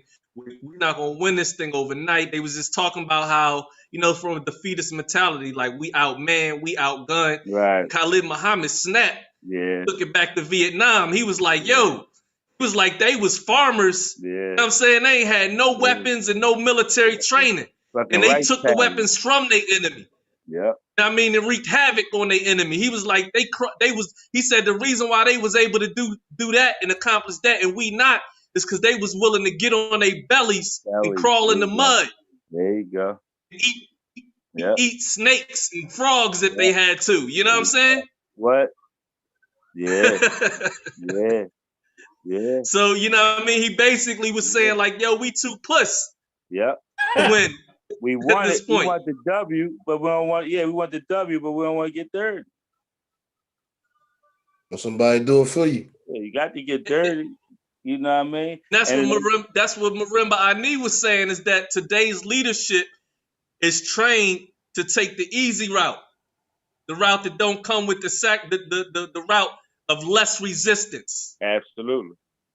Absolutely. We've been watered down. You know what I mean? As she said, absolutely. Absolutely. And then we so colorfully justify it, or glibly, as she says. Well, that's the bullshit. And that's where Yeah. the bullshit come in at. And that's the problem that I got with a lot of the people today, Umar and all them. Like, they justify. Like, my thing is this in life, man. If you gonna be on bullshit, be on bullshit. See, I can respect you if you. For that. I'm gonna respect you for that. Right. I'm gonna respect your bullshit. Right. Real rap. That's the I respect somebody else. Right. That's the kind of environments we grew up in. A lot of people that we grew up around be on bullshit, but we know that. But that's and they what know they that. on. That's right. they on. They ain't faking like they on something else. That's what they on. Right. But once you try to dress your bullshit as something other than bullshit, now we can't respect that. We got a problem now. Now we got a problem. Absolutely. 100. Absolutely. You know, it's funny. It's funny that y'all say that, because that was the exact comment that I'm gonna go a little left, but in keeping with the theme of addressing bullshit, is Russell Simmons said that about Donald Trump. You know, Donald Trump used to party with all them New York cats back in the day, right? So when he was doing all his politicking and shit, Russell Simmons said, "I know this guy." You know what I mean? This is some bullshit. He about some bullshit. Right. You know what I mean? Yeah. That's the same nigga. He used to hang out with us when he wanted to be down. When he wanted the street cred. This is some bullshit. Yeah, when that nigga wanted street cred. That's the same one was up here with us when he wanted street cred. Exactly, man. Yeah. Exactly. So yeah, he knew the bullshit. Absolutely, man. Yeah, man. Absolutely. That's powerful. Fig, you touched on something earlier about the path that a lot of them had to go through. I found it quite interesting when you look at Clark and Ben and all them, you know, the branches, like the tree and the branches, how it branches off, you know. And then you had, you know, offshoots like Aja Kwesi. Excuse me, you get the who am I missing? Y'all, the Browders help me out. Ben, Anthony Browder. Right. Anthony Browder, right. Right. You get all these cats that come off of that. You know what I mean? So yeah, he got a whole tree. Right. So that's why importance can never be underscored. You know what I mean? You know, and back to and upcoming with us, you know, because we research the researchers. That's why I tell people now, and that's the other thing with a lot of these modern cats, man. They get off like they invented a lot of this, like they not researching the researchers. Like you not doing the work that Clark, Chancellor Williams, Amos, you're not doing that work. You're researching the work they did. So you're researching the researchers. Man, I get all the credit. That's the bullshit. That's the bullshit, because they pass it off. They pass it off like Umar good for that. Yeah, all these dudes, they good for that. They pass it off. They pass it off like they came up with these concepts. Yeah. You're killing me. And to somebody who don't know no better, right? Somebody who didn't read these books or study these people, look at them like they coming with something profound. Exactly. When the reality of it is they regurgitating information that was handed to us by previous scholars. See, that's where we got to step into the breach, though. We got to step in there, and we gotta call on bullshit. Absolutely. Like a couple shows ago, you said that about Umar. He ain't doing nothing except standing on the backs of what the ancestors already said before. Absolutely. And there's several different realms and branches that he's pulling information from, and and you know what, he's trying to reach the young folks because they don't know. You know, so that's where we step into the breach and say, yo, he talking about old boy. He trying to reach whoever giving them donations. Yeah. And his primary donors are single Black women. When you start talking that language of I can help you with your son, I know from working in the educational system, man, Black women will line up at your doorstep. Yeah, that's the trigger. Listen, man, if we gonna go down that realm, man, we got to talk about some other stuff, but I don't even want to go down there because we start talking about how our sisters are preyed upon, man. It's gonna be a long show, man. Right. But yeah, that is a pain. Listen, I don't know the wealth that single Black women have, but I think it's substantial. Oh, absolutely. What? It's everything in this country. top Everything. consumers, Listen, we did the baby. Christmas thing a couple shows ago, right? Yeah, it's crazy. It's got to be a top. I'll say this: the wealth that they generate is impressive. Yeah. Crazy. Yeah. It's what's keeping this country going, to be honest with you. Yeah, they want to top consumers. Stop. Yeah. Jawanza Kanjufi, I want to put that name out there. Jawanza Kanjufi, he wrote a book My about man. countering the conspiracy to destroy black boys. Great volume of books. If you haven't read it, definitely read, especially 1 and 2. But that's where a lot of Umar's original work, a lot of his stuff he was talking about came out of that as He ain't well. giving no credit, is he? He ain't giving no credit, is he? Give himself the credit. He ain't giving no credit, man. Strategically, he's not giving credit. No, he's not giving credit, man. So where we on now? Where we at? Was we going down the line of ancestors? Where we at? Yeah, we going down the line. So we talked about Marimba Ani, Khalid Muhhamad, Dr. Ben. We touched on Elijah Muhammad. Let's go with Francess Cress Welsing. Oh man, you know what? I got something. I got a clip queued up. Let's go with it. Let me get this thing right this time, though. And I missed something. Now you went with Khalid already. Well, we are briefly. We can always go back to Khalid. Man. Yeah, we can always go back to Khalid. We didn't go too heavy, but come on, man. I'm glad you're not gonna let me get away with that. I'm glad. Up for this. Well, go ahead before I get on Dr. Francis. What you got on? What you got on Dr. Khalid? To me, Malcolm, Khalid, it's certain cats that's just and we use that word when we talk about dogma, where they say it was in what was that word? B? What was that? Contested or in something? Incontrovertibly. All right, now. You the only one that can say that word. Listen, man, I got a drink in me. That's why. So when you talk about Khalid, Malcolm, these are guys that were incorruptible, right? Incorruptibility, right? You know, you talk about cats that live and die for their purpose. They breed that so much that it put fear in their contemporaries, right? Because when you're around them, you couldn't be half-stepping and playing. They was embodiment of that thing, right? And the thing I love about Khalid was they called him the Black Stallion. This is fearlessness. You know what I mean? The warriors, uncompromising. Those like that part, the manliness as a young male, to see a black man stand up and be fearless in the face of his opponent enemy. Man, please. That's what we're missing today. That's why men want to be girls, right? Because you got chicks out there trying to stand up, right? And not a lot of these men that's leaders, quote unquote, stand up. You know, to me, he was fearless. And the intelligence nobody could touch him, debating him. Nobody. Nobody. He was so fearless that he made Farrakhan tuck his tail. kind of Malcolm X kind of Man. You know, yeah. He made him tuck his tail, man, because if you study him and you listen to what he said, listen, man, I learned from you. You don't want changing. Yeah.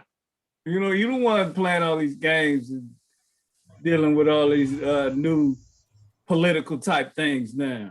Absolutely. So that goes back to that question. You know, is it possible to do it without their assistance on some level? Because Khalid was definitely a purist. Absolutely, and that was his critique, and that's ultimately what led to his demise. I'm glad you said that too. You know, I think that's the thing again. Yeah, I think we get that thing again, though, man, where we missed the opportunity with Khan, Khalid, Winnie Nelson, where I talked about that, where Khalid was the one uncompromising. So now you got a diplomat and you got a warrior. Right? Yeah, I like the way you just did like that. That's how we do business. That's how it gets done.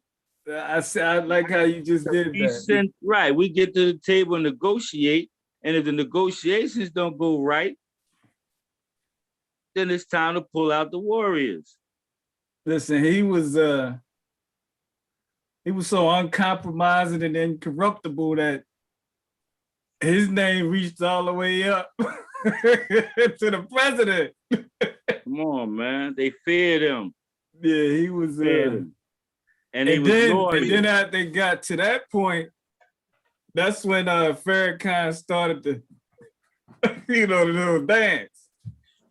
The same thing that was done to Malcolm. Yeah, he did him like they did Nick Cannon. Once he said something about the Jewish community, it was out of here. What was that? What they call that? Book breaking? Yeah, it was out of here. It was out of here. You know what I mean? What's going on, Rip? Yo, what's up? I don't know if y'all. What's up, family? Good to see you. Good to see you. Same here. Hey, what's up, bro? Oh, I'm trying to see what's up, boo. What's good with you, man? You, man. What's going on, brother? What's up? I just got in the crib and seen the text. I'm like, oh shit, the homie's online. Yes, sir. You know it ain't fun. If the homies can't have none. So tonight, Rip, we've been discussing those that came before us. You know what I mean? The scholars and the teachers that came before us that entered the ancestral realm. We got a list that we've been talking about. Francess Cress Welsing, Khalid Muhhamad, Marimba Ani, Dr. Ben Elijah Muhammad, Malcolm X, Dr. Musa Bereshingo, Layla Africa, Dr. Sabi Del Jones, Amos Wilson, Fred Hampton, etc. We went through a couple already. Right now, we was discussing Khalid Muhammad. That sounds like an army you just named, bro. Rip, I was just getting the same picture, Rip. Yo, if we was playing with our G.I. Joes back in the day, I think I would have picked all of them and shit. I would have had the bomb. I just got that picture. Well, all of them lined up for battle. The world ain't ready. Listen, I would go into battle. I'll be a soldier behind them, right? I let them be the generals. What? I soldier for them. Straight up. All right, who's next, man? We done ripped Khalid. I'm gonna let him go. Here's on Dr. Welsing. No, hold on, wait. I got a clip. I'm gonna play a random clip by Khalid. It's only right because I'm glad you ain't let me get away with letting that slide. Okay. I appreciate you. We gotta hear Khalid's voice before we close out. We might as well, you know what I mean? Thank you. Word.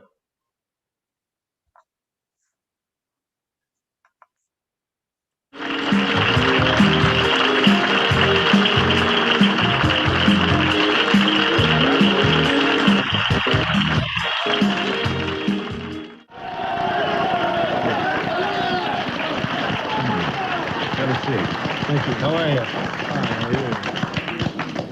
This is Khalid Muhhamad, former national representative of Minister Louis Farrakhan of the Nation of Islam. Mr. Muhammad is the man who made so many of the front pages of America's newspapers with a speech at Kane College, which so many people called anti-Semitic and a lot of things. At the very least, racist. You remember the comment? He picked up the Pope's dress, and let's see what's under that dress.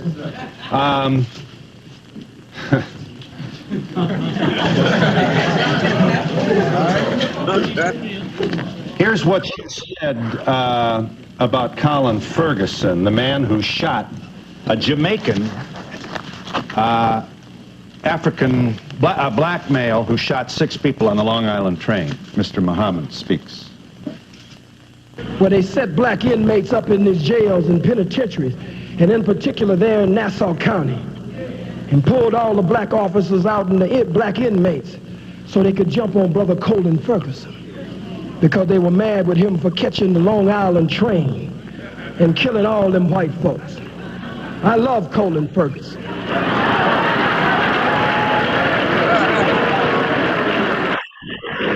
I have no official position, so I can say I love him. You love a man who randomly killed 6 people on a commuter train? I love Colin Ferguson just as much as the masses of white Americans love General Schwarzkopf General Westmoreland, General Patton, General MacArthur, and Eisenhower. America awards her killers, and they get ribbons and stripes and bars. I'm sensitive to the pain and suffering of the loss of life on that train, but I'm one of the rebellious slaves. And so when black people stand up out of pain and suffering and frustration, I understand after 500 years. You also you talk about the response of some African Americans to, for example, the book which attempts to prove that Jews are involved in the slave trade. I'd be happy to let them see that. You talk about when white folks can't defeat you, you said in your speech at Kane, they'll always find some Negro, some boot-licking, butt-licking, buck-dancing, bamboozle, half-baked, half-fried, sissified, punkified, pasteurized, homogenized nigger that they can trot out in front of you. I would ask you, Mr. Muhammad, is Jesse Jackson a boot-licking, homogenized nigger? To the best of his ability, I believe he tries every day to do that. Here you are mocking Jesse Jackson at a speech, I believe this is Howard University. Roll the tape. Oh, boot-licking, buck-dancing, scratching, shuffling, messy Jesse Jackson. Who keep.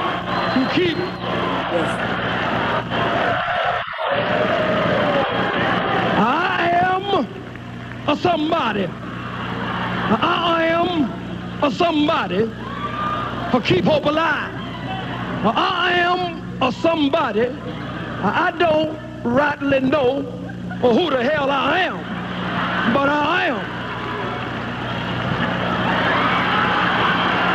somebody. Yeah. Are you an entertainer, or are you a committed person to black people? I'm so glad you asked that question.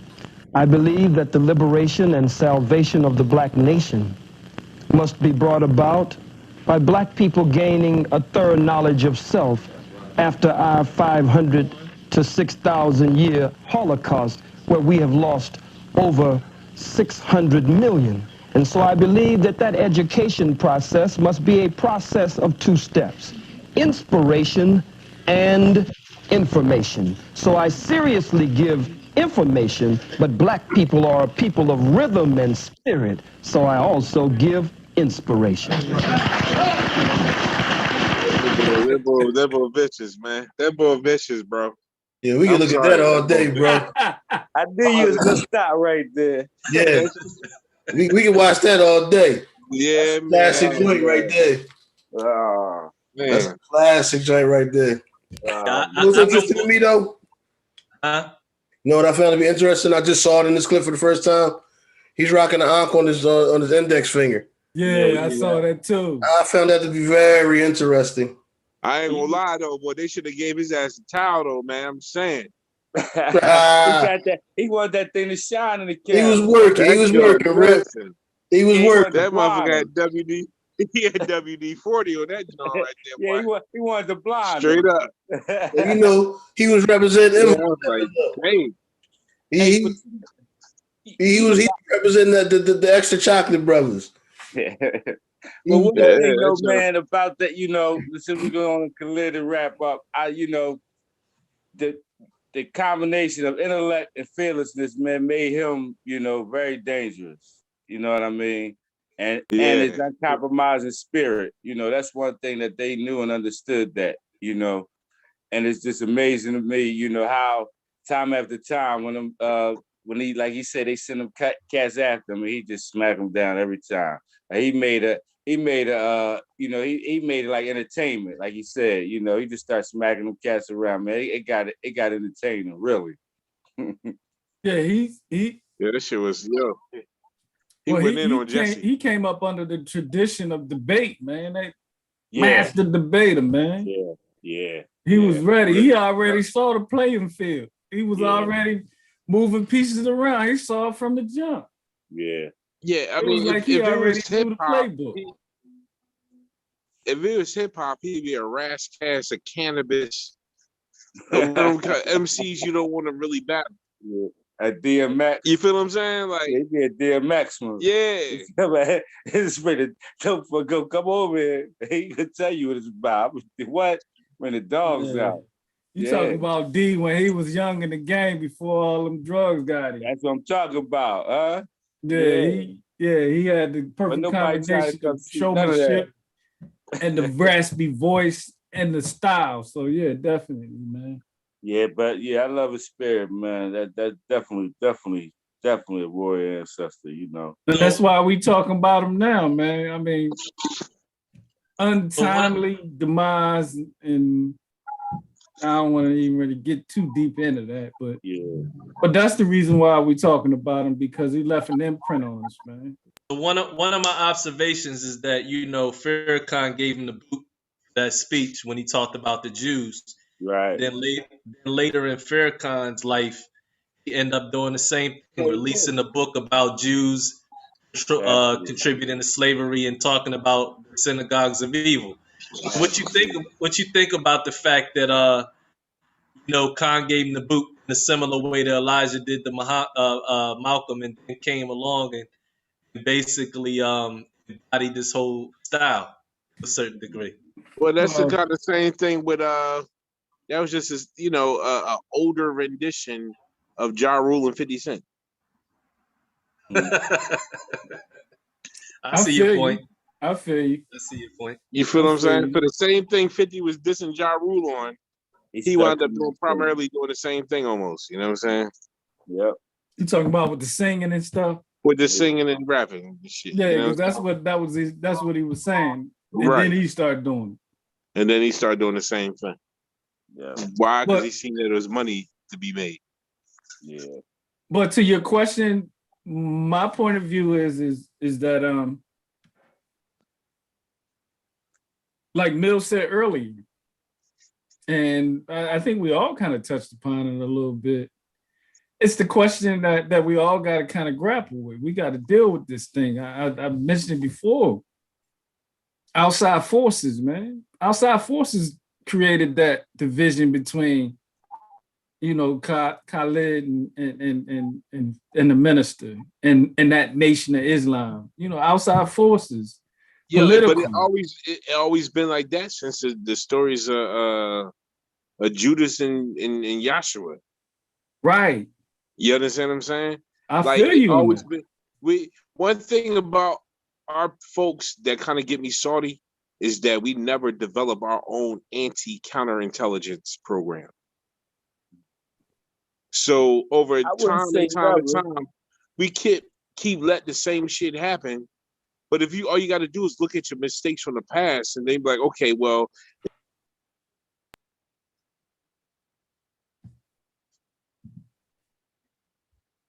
You know what I'm saying?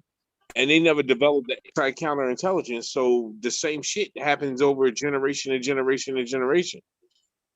You know that's what we playing their game their way. We trying to beat them at their own game by playing by their rules. Right. I think hip hop was supposed to represent that to a certain level, and somewhere it got lost in translation. Yeah. I think but once again, Dre, infiltrated by the same shit. Once again, if you are in bed with your oppressor, how you gonna beat him? Yeah. Well, and hip hop more so got bought out.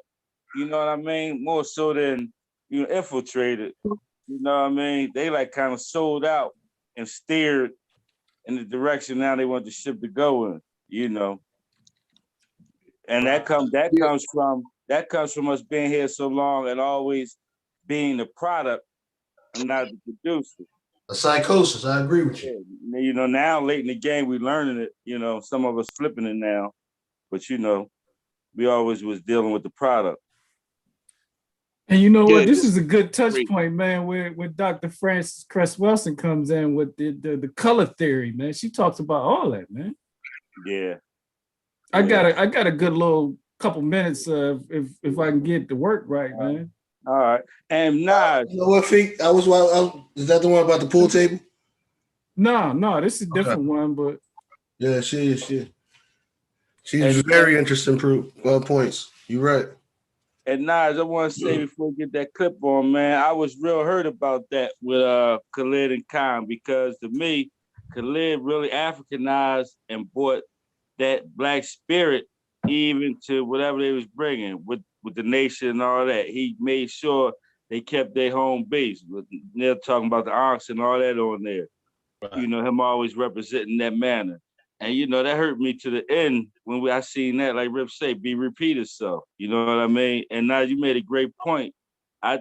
How he beat him down about talking about the Jews, and later on, you came out and did the same thing.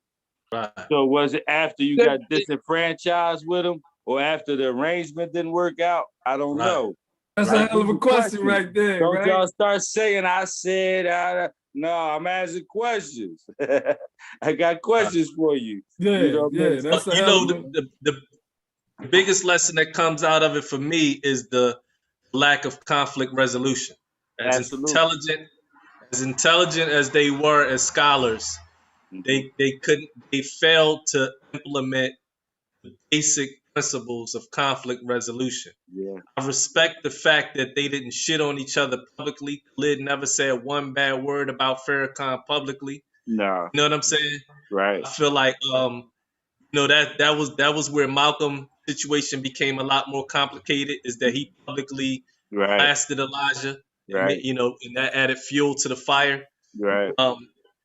But nonetheless, none of them resolved their conflict in an effective way. And as a man, there's a lesson in that for me. You know what I mean? As much as I admired them, that's one of the areas where they fell short.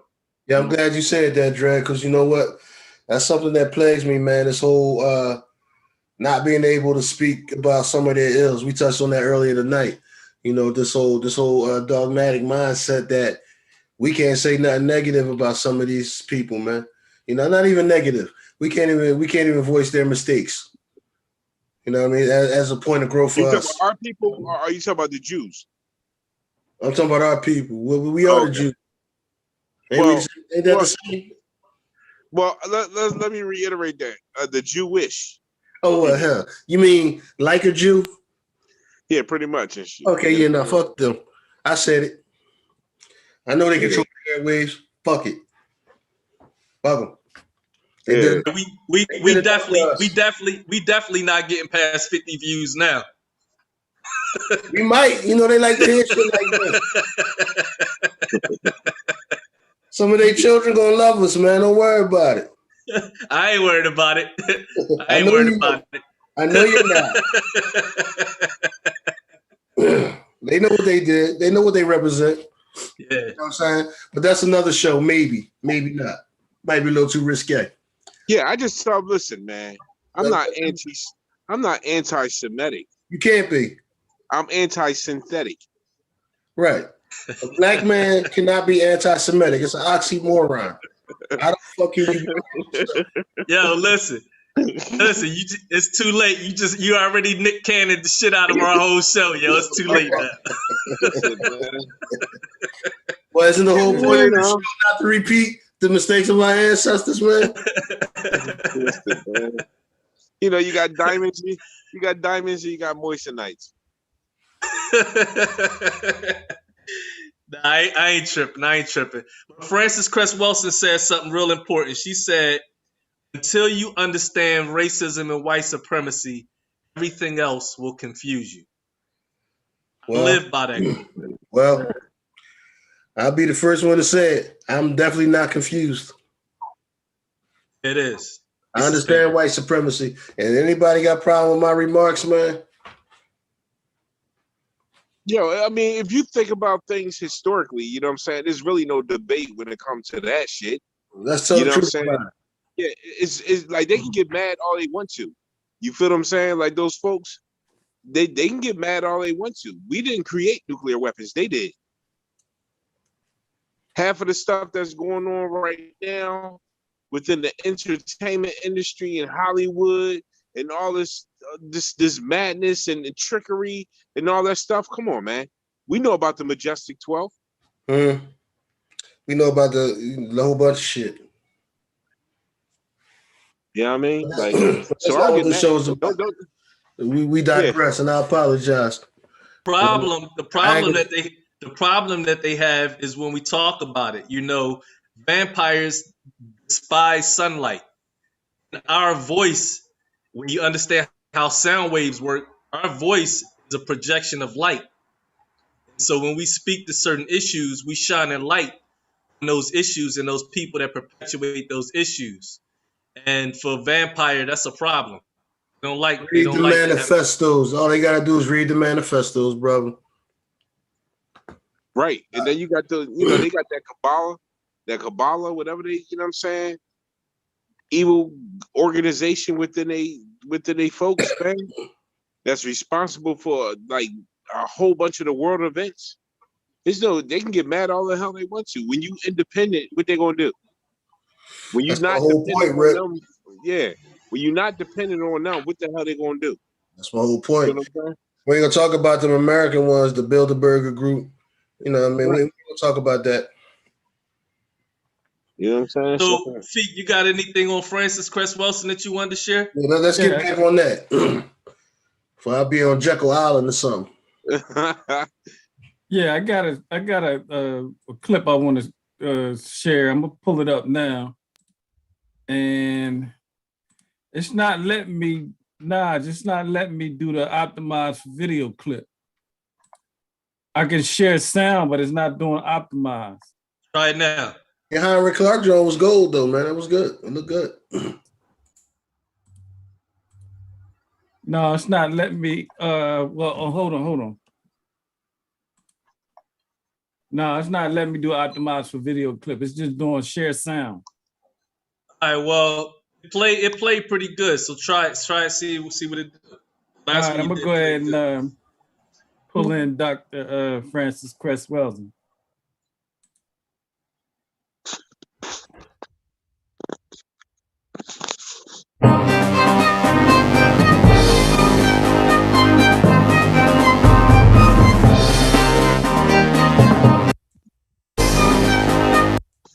Well, the Cress theory was an attempt back in the late 1960s to explain what I thought it is the Cress theory of color confrontation and racism, white supremacy. An attempt to, as a psychiatrist, as a black psychiatrist, to understand, well, what exactly is this thing that we call racism, white supremacy? Looking at why do white people behave in the way that they do.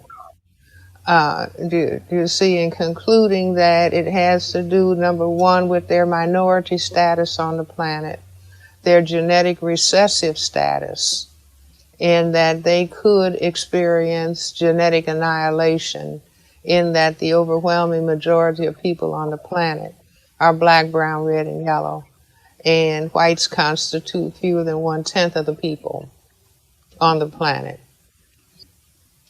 One of the things that we find that is happening now is there's this constant countdown. You see it on the news all the time to when America's a minority nation. So there's still this countdown happening in terms of when white folks will be in the minority. They will be a majority minority, which is nonsensical. There will be a white minority.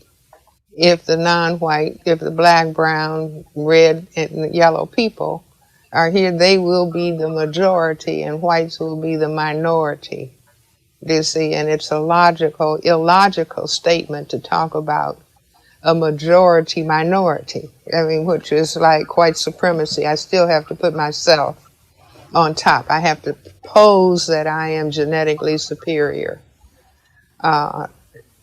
To compensate, I say it's a compensation for a genetic recessive status. Well, I think I was the first person to talk about white genetic annihilation in those terms, and that racism is ultimately a total system for white genetic survival and to prevent white genetic annihilation on a planet that has the genetics and the demographics that exist on third planet from the sun, which is planet Earth. So I was the first to put it in those terms, and my thesis has not been refuted. I would say that if my definition is understood, that racism, white supremacy is the fear on the part of people who classify themselves as white about white genetic annihilation and the concern for white genetic survival. This would therefore mean logically and specifically that the focus has to be on black males, because black people have the greatest genetic potential to produce the black pigment melanin, which gives all skin color. And since we have the greatest, the highest level of genetically determined ability to produce this pigment that can cause white genetic annihilation, and it's only males who can impose sexual intercourse.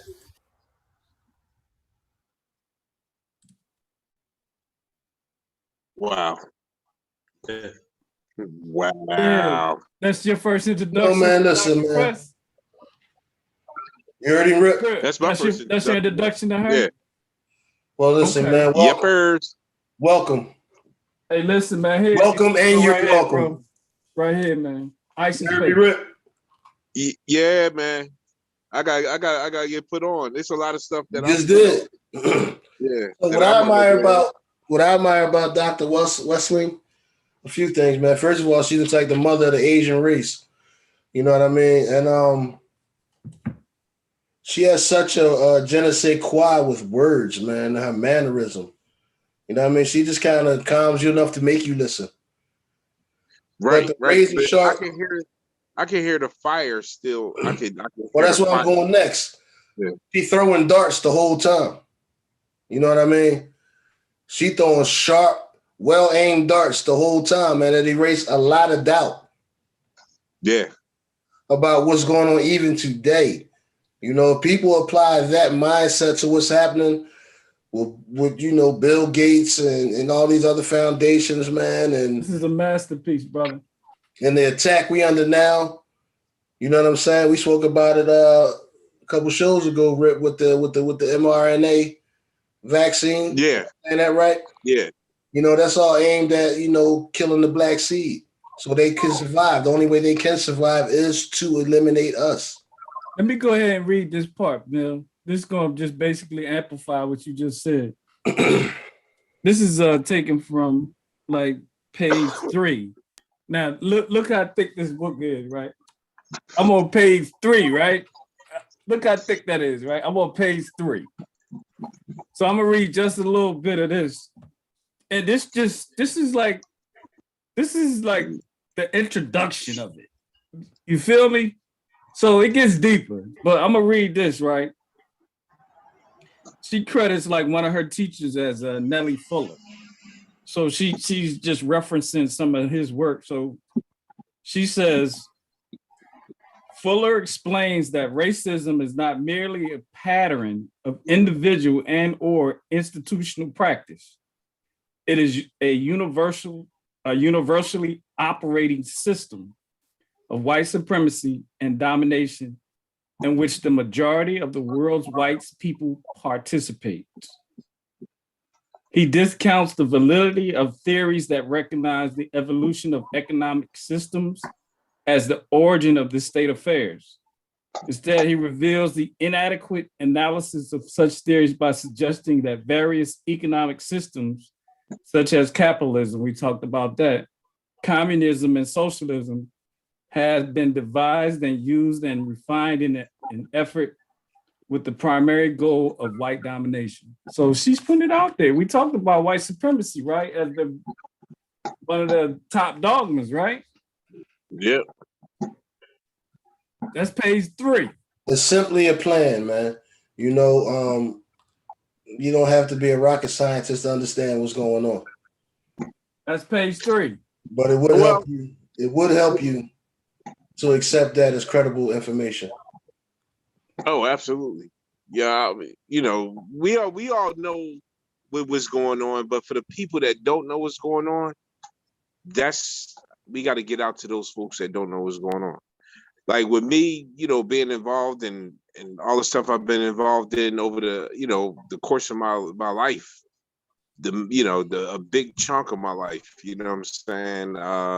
One thing that got me kind of turned a little sour is that when you wind up preaching to the choir, to the same people, you understand what I'm saying? That's the thing that really that got to me over the years and shit. It's just like, okay, we regurgitating the same information to people that's quote unquote consciously aware and not really getting out to the people that's not conscious. That's, you know, I wouldn't even say not conscious, but need to come into consciousness. You know what I'm saying? And we wasn't getting out to those people effectively. Now, look at what's going on right now. The repercussions of that shit. You know what I'm saying? Earlier we talked about in terms of our leadership, putting ourselves in a position where it becomes performative. And I think, Rip, what you're referring to is like, you know, we had these conversations, Rip, and you told me like, you know, when you was touring as a musician, as an artist, you would find like a lot of the same people coming to or the same types of people coming to the shows. And after a certain point, that will become redundant for you, right? Yeah. The message wasn't necessarily reaching the people that you needed it to.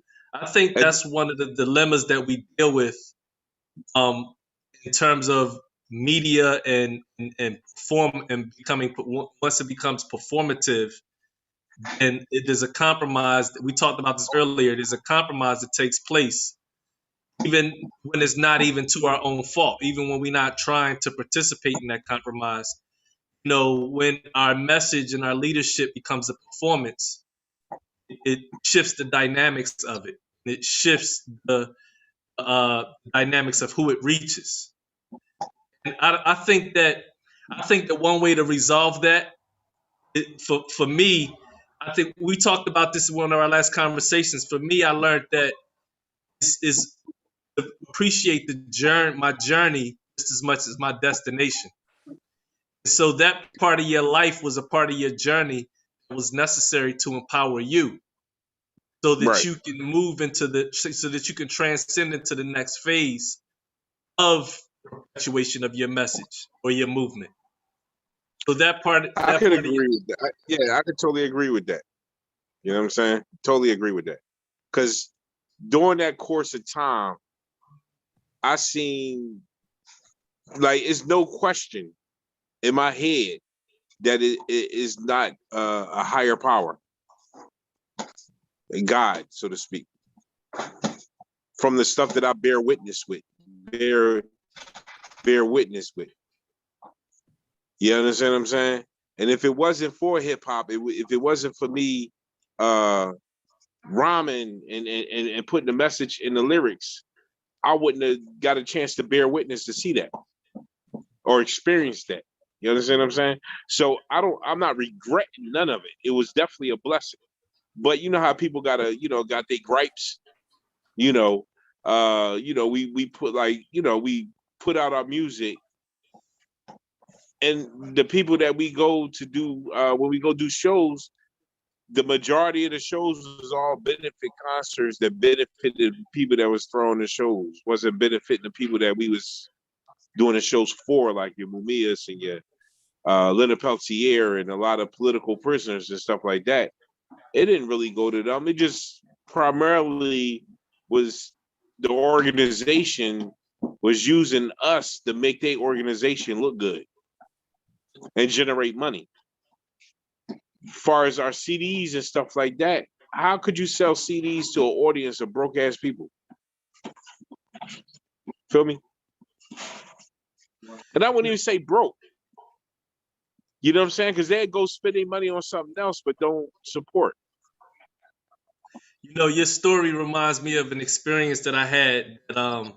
First of all, I want to say that it's impossible. We took the roads less chosen, and so it's impossible to take the roads we took without having some bumps and bruises along the way.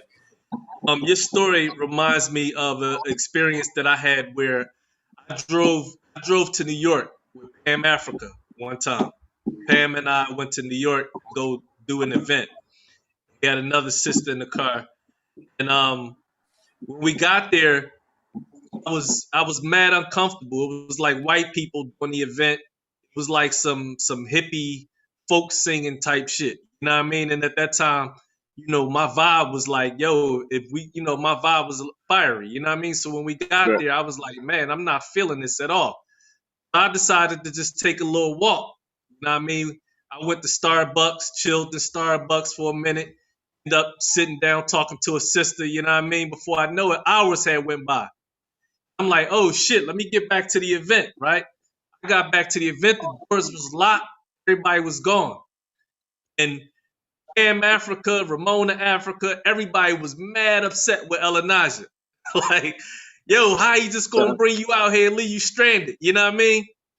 I never told this story before.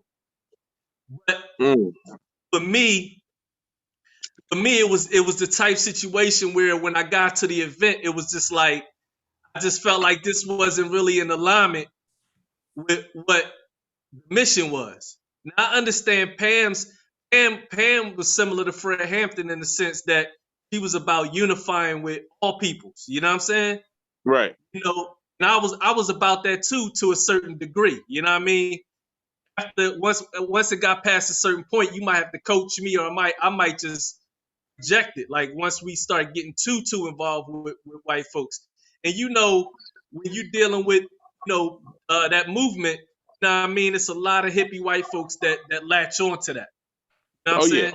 Oh yeah. So Oh yeah. you know, I felt myself in a mad uncomfortable position, and that's something that I've always worked to resolve within myself, because me dipping off like that end up compromising the situation on the whole. You know what I mean?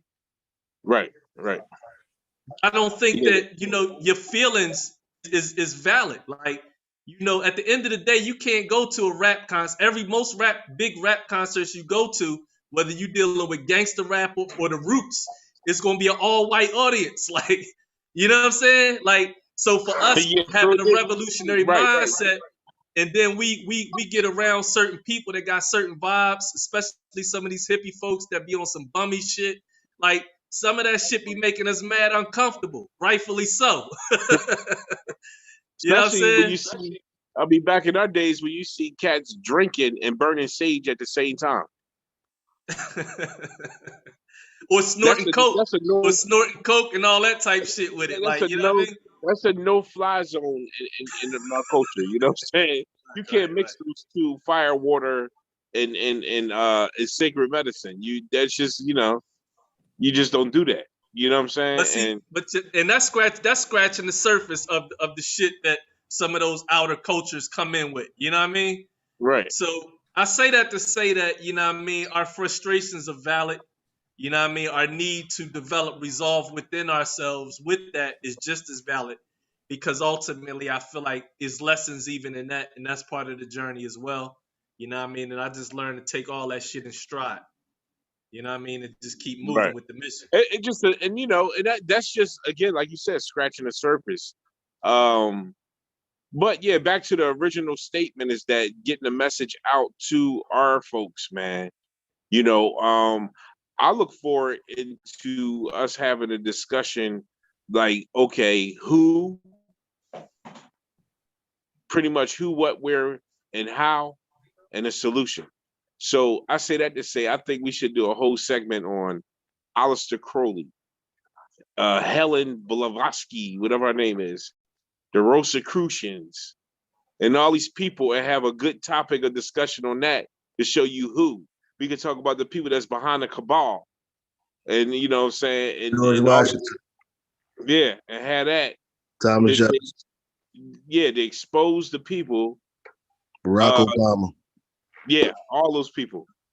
You know what I'm saying? Had that discussion, and then we'd come I down said to it. the solution. Like, what's that lady? How you pronounce your name, bro? Feet. Huh? Feet. Feet. Yeah. All right. So, because if I looked at your name and shit, I Francess would, Cress Welsing, bro. Is her name.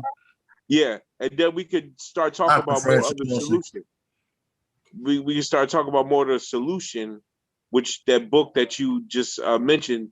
You know, people like her and other folks that we can bring on a resolution to the problem, because we definitely got to talk about exposing them. Like, we need a discussion exposing the matrix, and then we also, you know, the people that I just mentioned is architects of this matrix.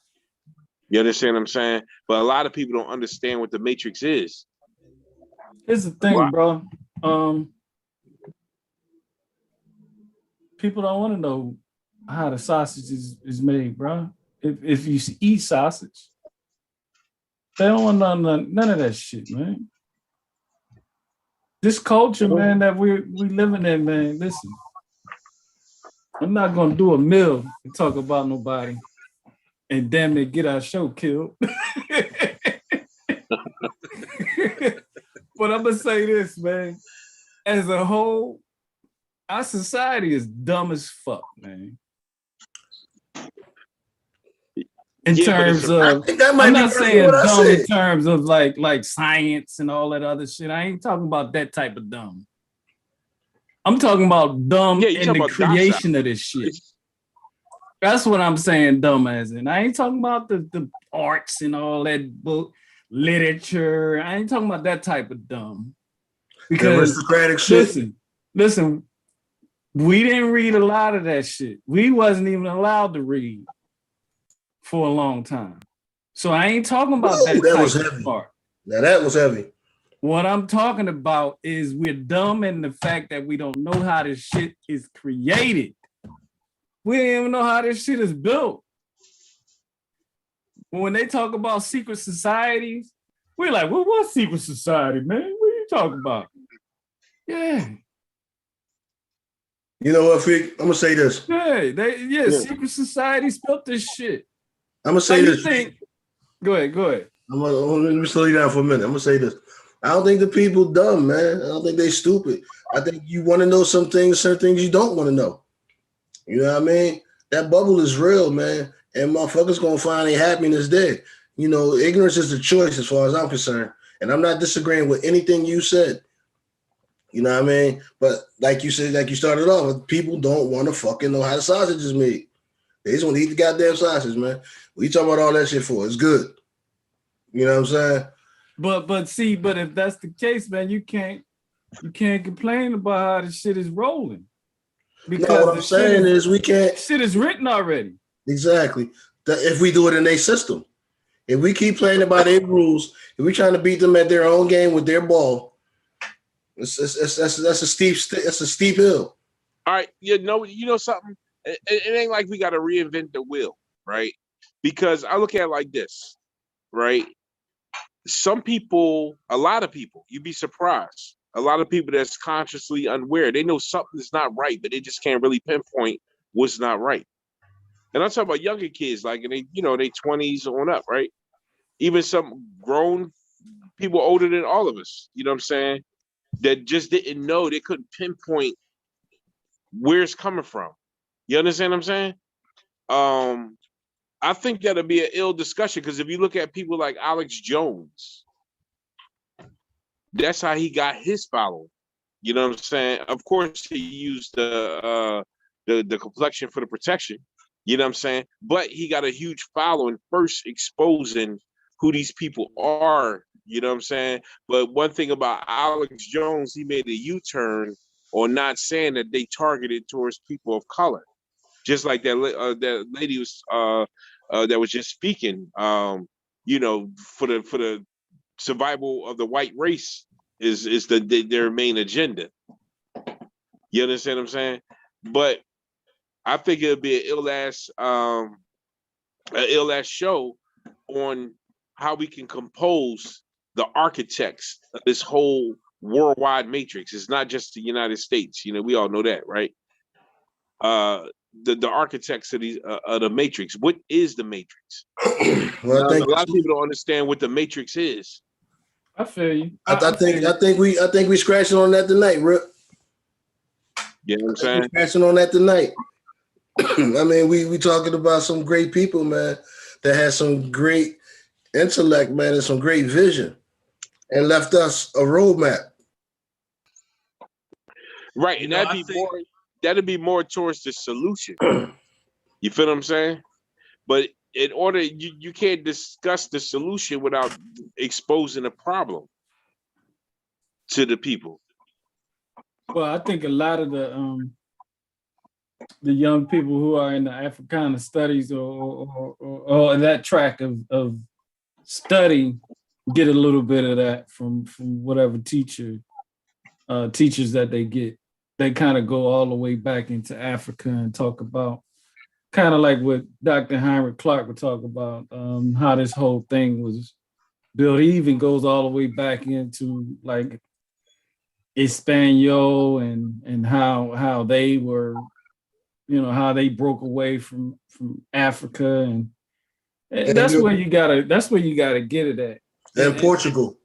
Yeah, and that's where you gotta get it at is the creation of this, where Europe actually decided, because Europe is, as we said a couple shows ago, man, it's about this fucking big, man. You know what I mean? It's about this big. So he talks about it, but yeah, I'm with you, bro. I think people got to get to the core of how this thing is made and just start educating themselves. Right. And Matthew 11:15 says, "He who has ears, let him hear." And I live by that, especially as an artist. I am very founded in the idea of caring less about those that can't hear me, understand me. And there's a balance that is a fine line that you walk as an artist, because you do want to be understood, you do want to be appreciated. But I am very clear about the fact that I'm not here to cater to anybody else's bullshit. I don't give a fuck how much money is on the line or how much viewership is on the line. When we do B.L.A.M TV, we don't get thousands of views. What I do get is my mother calling me, texting me, talking about how excellent we're doing and how I never knew those things about you. What I do get is my aunt, my cousin, and different people who know me personally. In a world where my family has always been divided, words that we're speaking now is contributing to reunifying the members of my family, blood and not extended family included. What I do get is to hear Rip say, "Yo, I never heard of Francess Cress Welsing," or I get to hear Feek say, "Yo, I never seen Coonskin," and I see us learning and developing as men as we go along. To me, that's worth so much more to me than 10,000 people who are superficial, might have just heard something or was attracted to something that entertained them, you know what I mean, and latched on. But other than that, I don't know them. They not, I mean, of course, I would love to get to the point where we getting 100,000, 10,000, 30,000 views, but me, that can never be my primary focus. My primary focus is the substance, because this is one thing I learned about substance. I had a conversation with my father. I asked him, I said, "Well, what did you think about Marvin Gaye, What's Going On, album when it came out?" He said to me, "Man, I ain't want to hear that shit." He was like, "I was listening to P-Funk. I had grew up on Marvin. Marvin gave me so much great music, and now he talking about war songs and sad shit." I asked my mom, I said, "What you think about Marvin Gaye, What's Going On, when that album came out?" She said, "I thought that shit was depressing." Right? But when we think of Marvin Gaye, what's the one album that we always know of that comes to mind? What's going on? What's Going On? So, and that didn't happen until after he died. When he was alive, even Berry Gordy, the record company, rejected it. I don't want that shit. So I'd rather, even if I don't get the attention while I'm alive, I'd rather put something down that's so relevant that even when I'm gone, that shit lives on. And the people that we talking about tonight, those are the type of people that we talking about right now. The people that say, yo, well, for the most part, those are the people that we talking about now. You know what I mean? But I'm not here for a fucking performance.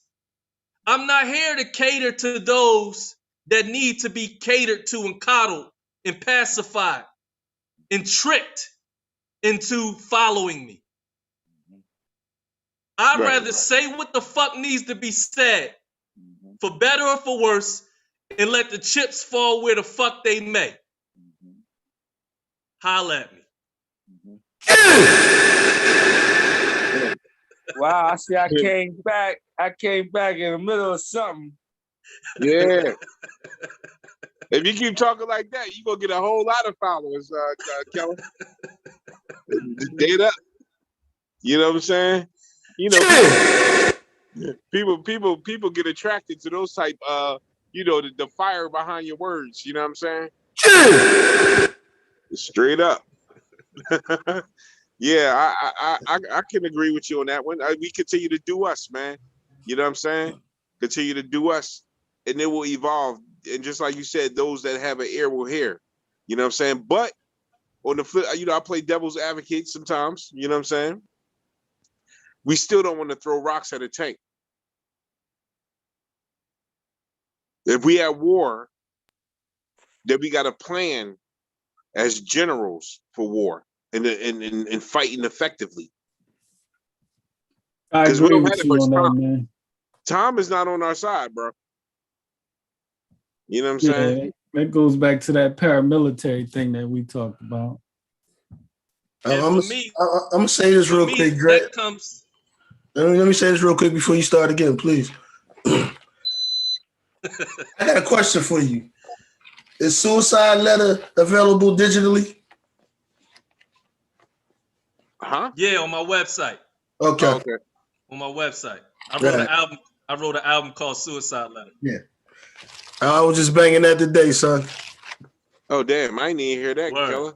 I was just banging that today, and I forgot for a hot second, man, but I was like, okay. That's why this guy's one of my favorite MCs right here. Real rap, real talk. You know, a couple things though, man. You know, I always applaud fire, man. You know what I'm saying? Fire gets noticed. You know what I mean? And sometimes you gotta, even though you're throwing rocks at the tank with a pig rip, sometimes you gotta, you know, let out a little battle cry, confuse them a little bit. So we can get. No, we definitely gonna do that. Absolutely. But by all means, we definitely. I understand it totally. Like Keller, I ain't nowhere in near disagreeing. You know, we never. Oh, we know that. That's not what I'm saying, bro. Yeah, I know we never back down. We never. There was no compromise with us, man. We, you know. I'm confident that you right there. Artistically. I'm confident that you right there. Yeah. But I also appreciate the fact that you always, you know, let the people know, let you know whoever know that planning is the most important thing. You know what I mean? Yes, sir. That's rule number one. To have a script is very important. For me, that comes in the form of not wasting my words. Like, I know when and how to shut the fuck up and listen. And, you know, that's how I find balance in that. I don't talk just to be talking. You know Hear no, see no, speak no evil. Right. That's the mark of a warrior. Control. Right. That's the mark of a warrior. Control silence and then control outbursts. Yes, son. That's real talk right there. Real talk. Yeah, man. I think, sorry. you know. I'm sorry I missed it, though. I'm sorry I only caught the tail end of it. But the scorch, I know my. It was tsunami like. Hold on, let me get this down. I know it was hot in that mother. I know when I came back on, I hit the button and it asked me that I really want to come back on. Now I know why. What the fuck happened? Yo, I think, you know, for me, What did I ask you? Like prime example. Yeah, you sure you want to do this? You ready? Yo, remember I was talking about weaponizing the camera system in my in my filming platform, exposing these people. I love doing. You know, a lot of people scared. They scared. Oh, what if they do this? And what if they listen, man? You know. I'm like, come on, bring it on. Yeah, You and I understand? mean, you know, and it's just now, and it can be done in so many ways. When we talk about strategy, you know, I'm always, and y'all talked about it earlier about counterintelligence. Just always remember that. And I remember these folks. That's the thing, being a master of information and disinformation. So, like, you know, we always, you know, and just we always know and strong about what we want to put out, and then also let's be strong and know too about what we want them to see, you know, or think, you know, about what we putting out. You know what I mean? You know, just just for us as we move along. You know what I mean? Yeah, I would never put nothing out discussing our strategy, so to speak. Yeah. You understand what I'm saying? Absolutely. Yeah, that's not for the public eyes to see. But what I was referring to is being almost how can I explain this? Like a demolition team. We find a target, and then we neutralize that target by exposing the shit out that corporation, that organization, that person. You know what I'm saying? And put their ass on blast. You understand what I'm saying? Because that's what these counterintelligence people do. When they find a target, the first thing they do is spread disinformation to sway the public opinion about that person in the media. It's kind of like what Sean King does in a sort of quasi kind of way. Yeah. And then look, like prime example, look what's happening to T.I. You know what I'm saying? They throwing a wrecking ball at him for something. You know what I'm saying? Now, here's the crazy part about it. But here's the thing, though. Before you get into it, I just want to say this about that. You got to tighten your life up a little bit, bro. You know what I mean? You got to, if you out there doing some wild shit, man, listen. Well, I mean, you got to do some non-disclosure shit, too. You got to do some non-disclosure shit, too. Yeah. They got to do some. You got to tighten that shit up, man. You got to do some non-disclosure shit. Yeah, they have to now, I do believe there's an agenda. But damn, bro, tighten your shit up. Jordan was out. Remember this. Listen, since Mill got us out, and we got us out here like this, I'm gonna say this: Jordan was out there doing shit too. Do you see his shit out in the public? Non-disclosure. So that makes me think if you doing some shit, make them sign some shit. All right, so that makes let me get it real quick. That makes me think, man. You know, maybe it's just a lack of mentorship. You know what I'm saying? You know, men ain't teaching men how to be men on every level. You know what I mean? That could possibly be it. Maybe, you know. Yeah, I wasn't even referring to that. What I was referring to is that when T.I. got targeted by him being T.I. with the marketing, you know, with the money and the resources that he have, I don't understand why he didn't get his own film crew to start battling the people that was shooting off at him. So if you get an anchor person that's talking bad about him, he could go off on that anchor person.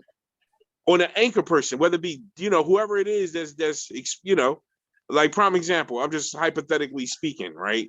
If it was what's his Anderson Cooper, because he got, you know, they be the first to do X, Y, and Z and expose this person, expose that person, and you know, Anderson Cooper worked for the establishment.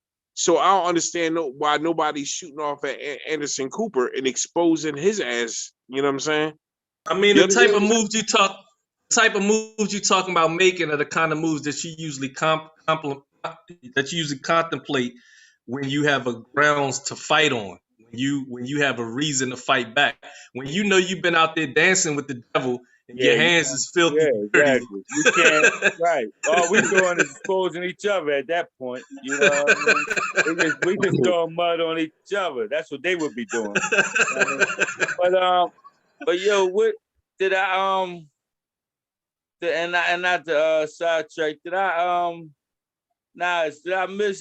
miss a elder earlier, or was you making a point earlier? When I came Yeah, in? you missed Dr. Francis, man. Oh yeah, we did Francess Cress Welsing. That's what generated that. Okay, all right, cool. I'm cool with that. All right, good. Yeah, So listen, I want to give y'all. Let's jump into Del Jones. I want to give y'all this Del Jones here we clip. go. That's fire right there, bro. Word. All right. I can see this. Yeah, it started to come up. That's the exact one.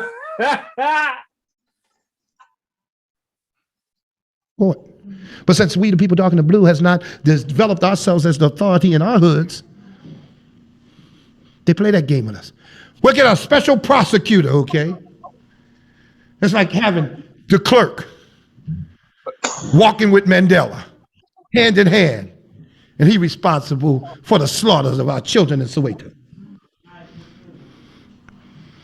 How can the state of the youth be any good as long as the family infrastructure is broken down, dysfunction everywhere? We don't have a common understanding of what family is anymore. We don't have a common understanding of what it's supposed to do. Its joys, its sorrows, its pain. Because we're in American pop culture and refuse to let go. We refuse to let go.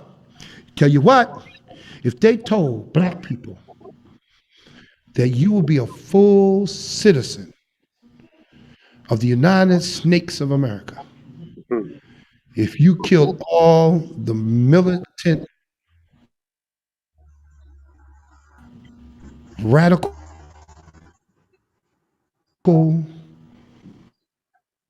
cultural elements, they get to killing us so fast. They don't want to fight these people. They don't. They love them. So what will I do without football? What will I do with their lifestyle? This is all they know. Therefore, if we're going to develop a revolutionary African culture, we must start practicing amongst ourselves to show the advantages of collectivism. If we do that and we find out that, and they're looking at you all the time, do you think they need me to tell them somebody got foot and ass? Do you really? You think they don't? They're the very people who are suffering. But we haven't demonstrated that we can govern. And that's why when they do not let a government emerge in Liberia, in Nigeria, in Somalia, Rwanda, it says to the people subliminally and overtly that we can't govern ourselves, that our madness is wilder than the white man's madness because they don't see the invisible chains and strings pulling the people down. No political institutions. The few that we have, we're underdeveloped. How could we perpetuate anything? And I watch brothers and sisters like us get frustrated and then begin to talk about the people. Then begin to lose their love of the people. Then to begin to fight within their own structures, small as they are. If we understand the process, it will be clear. That's why we're going through this. If we understand the process, we understand that this creates madness in the best elements of us. We're in a mad situation. We're being loyal to your race, ready to die for your race. The race saying, I ain't asked you to die for me. I didn't ask you to be black. I didn't ask you to lose your job and stand up, wear dreadlocks in the office. Shouldn't be wearing them damn dreadlocks anyway. I didn't wear you to ask to wear African garb everywhere you go. I didn't ask you to represent, because I'm America fiddler. If you don't think they American, check out at the Olympic time. You never seen so much red, white, and blue in the hood. Stars and stripes on their butt. The state of the race of our youth is economic despair everywhere. No jobs. And the conscious youth that I talk to going from campus to campus all over this country is they don't know where they fit. And if we don't tell them, they're going to fit right back in corporate America. Wow. Wow. It's Wow. a plan. What year was that? Naj, you think? Oh, that 90 was something? yeah, that was early 90s That was probably. 90 something, right? Yeah, because I saw him around there. Listen, that and see when we watch that, that's what I want us to keep in mind while we're watching this information show. When he's talking about like the youth and and what's the effect of that, and we look at what's happening now, you know what I'm saying?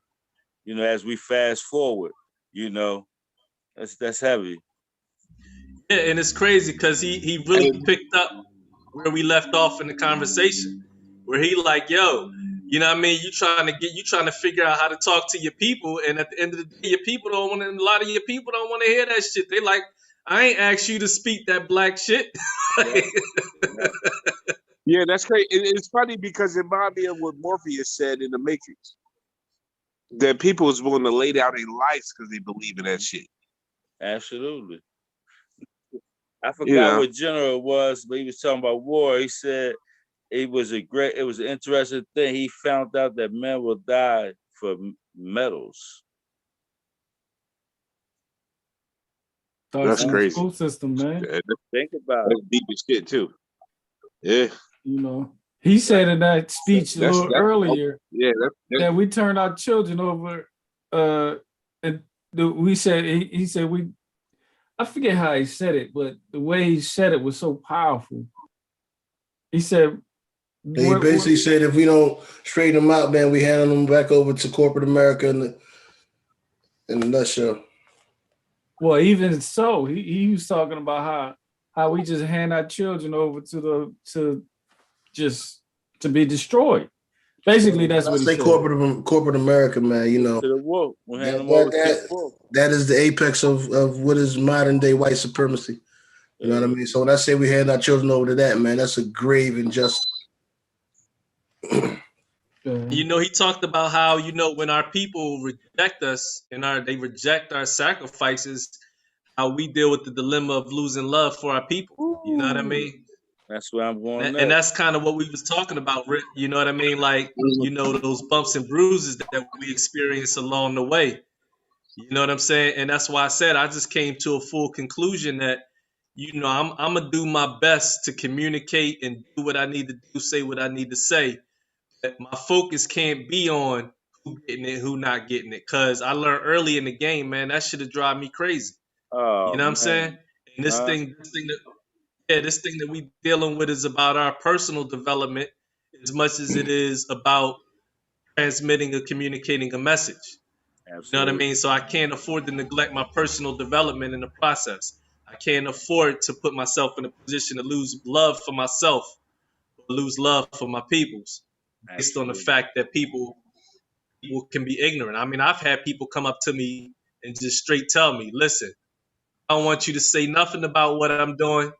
Just let me be ignorant because I'm enjoying my ignorance. All right, cool. Let's we not forget that, you know, you brought up the Matrix, right? Yeah, that's funny as shit. I can respect that though. But at least he ain't no motherfucking fake ass dreadlock and shit that twist their dreads and twist their dreadlock and pork yacht. You know what I'm saying? Like they conscious and shit. And be on some real, you know what I mean, some real heathenistic shit. I can respect well, that. We talked about that earlier. You know what I mean? For those that be on bullshit and they can, you know, be real about the fact that they on bullshit, that's something in the hood. We deal with that 24. You can't survive in the hood without being able to adjust to that. Most of the people we know on bullshit, whether it's by choice or by default. You know what I mean? The ones that we respect, the ones that we watch grow through that process because they real with themselves and they real with other people. Like, yo, this is what I'm on right now. Right. Yo, first and foremost, right? I'm not looking for anybody to be on my side, man. I ain't looking for nobody to be on my side, to be for real with you. I'm worried about the moves I'm making, the direction I'm traveling in. But you brought up the Matrix, man. Let's not forget, man, my man sold out the whole mission to go back into that motherfucker. Oh, yeah, you talking about, Cypher. Cypher sold everybody out. No, he Said, wanted I know this steak not real. Mm-hmm. All he wanted was a good life, a pretty wife, and with some money. Well, Fuck this shit out here. I know it ain't real, but I still can't stop. Right. Yo, he said, hold ignorance is bliss. Send me back in. Yo, I just had a revelation, right? What if, because that's still the Judas, right? It is. Now, what if Judas, if we get deep into this whole discussion, what if Judas was a written program inside the Matrix specifically to do that particular job? Of course. That's exactly what it is, though. That's exactly what it is, man. You know, because it happens over time and time. It happened to Malcolm X. It happened to Khalid Muhammad. It happened to Marcus Garvey. It happened to all our leaders and shit. It always was a Judas that came into the situation. That's symbolic, from ancient times, Seth, and all the way through. So you're right. So symbolically, yeah, computer-wise, that would be a program that's, designed to do that. The program is the school. I know I've had my own personal program is white supremacy. Let's be clear. Right? The program is supremacy. Well, guess where that starts at? It starts when you send your children to school. I'm not disagreeing with you. Yeah, absolutely. I'm not disagreeing with you at all. Yeah. So that's going to birth Judases. If that's the program, if we talking about programs, that's where the programming starts. So let me ask you. No, that's just I think it starts at home. That's just one part of. You got the Matrix, which is a artificially simulated world that we live in, right? If you would say, right? All right, hold up, fam. Time out. Y'all can ready to go somewhere with this at 11:02, and I want Nas to get to a couple more folks, not to cut y'all off, but we can do one about the Matrix. Who else we got 3 more people on the list that we ain't covered. We got All right, cause I'm on a constraint, so I want to get to that, and we could bless it up about whatever. Hey, hell, Right, you know what? right. We all on constraint now. That's what time it is. Let me look at my. Oh shit. Yeah, we on OT now. We on OT. So who? I'm good, my guys. I don't feel that good, but I'm good, man. Right. I'm glad. So listen, let's jump right into Ashaka Musa Barashingo. That's why I was trying to go there too, man. Yeah. Very interesting guy.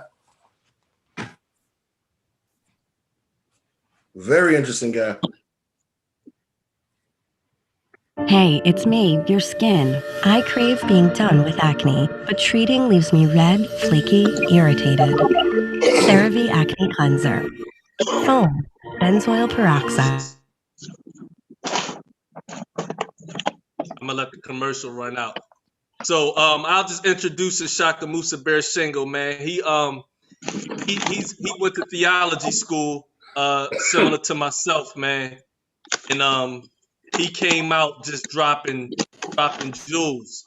I didn't discover Ashaka Musa Barashingo until after I left theology school. I wish I would have had discovered them prior to that, because his views and his way of communicating are profound.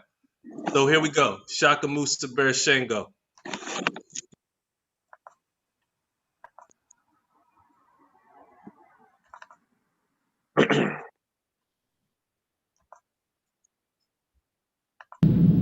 Of Almighty Creator revealed to all, and therefore he must control them in some manner or eradicate them. Like the child who has never grown up, you stop running around here. Here's black men, big, Nubian-looking black men that can snatch telephone poles up out the ground, talking about, I got to go to work for the man. You're not the man. You the man. He never grew up. And why do I say that? How can I say that? I can say it because Jerusalem Slim, when you call Jesus Christ, we used to call him Brother Jerusalem Slim in the seminary, said that it is by the fruit of a tree that you know what that tree is. What he produces is what you know what that tree is. And the very fact that when people do not do what he wants them to do, he acts just like a little child. Like the demon seed. Either you do it or I'll hurt you. Or I'll take my marbles and get out of the game. Most of the time, I wish he would just take his marbles and go on by his business. But he's not satisfied with doing that. He got to come back and try to control the game again. He's perfectly all right with me because I know left on our own, we really, when we have nothing else to do, but on our own, we can do it. And we'll do it fast. We won't drag it out then. But this xenophobia, this fear, is the motivating factor. Dr. Francess Welsing tells us in the book, The ISIS Paper Keys to the Color, is the major motivating factor of white folks. Now, I'm going to come to the holidays, but I got to lay this groundwork here. I hope y'all can be patient with me. One of the reasons is because I have to constantly be defending myself with black folks because I discuss the historical realities of the European. And I won't stop doing that. Black folks wouldn't even come out to see me a long time until I let some white folks come in. That's why I was so glad to get here. One of the few places in the world where I can go where I am totally in an African environment, and you don't want nothing else here but Africa.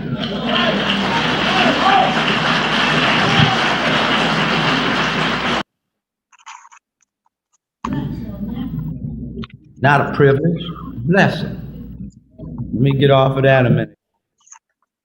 So Ashaka Musa Bear Shingo, that whole lecture right there, it's about 2 hours long, but he gets into European holidays.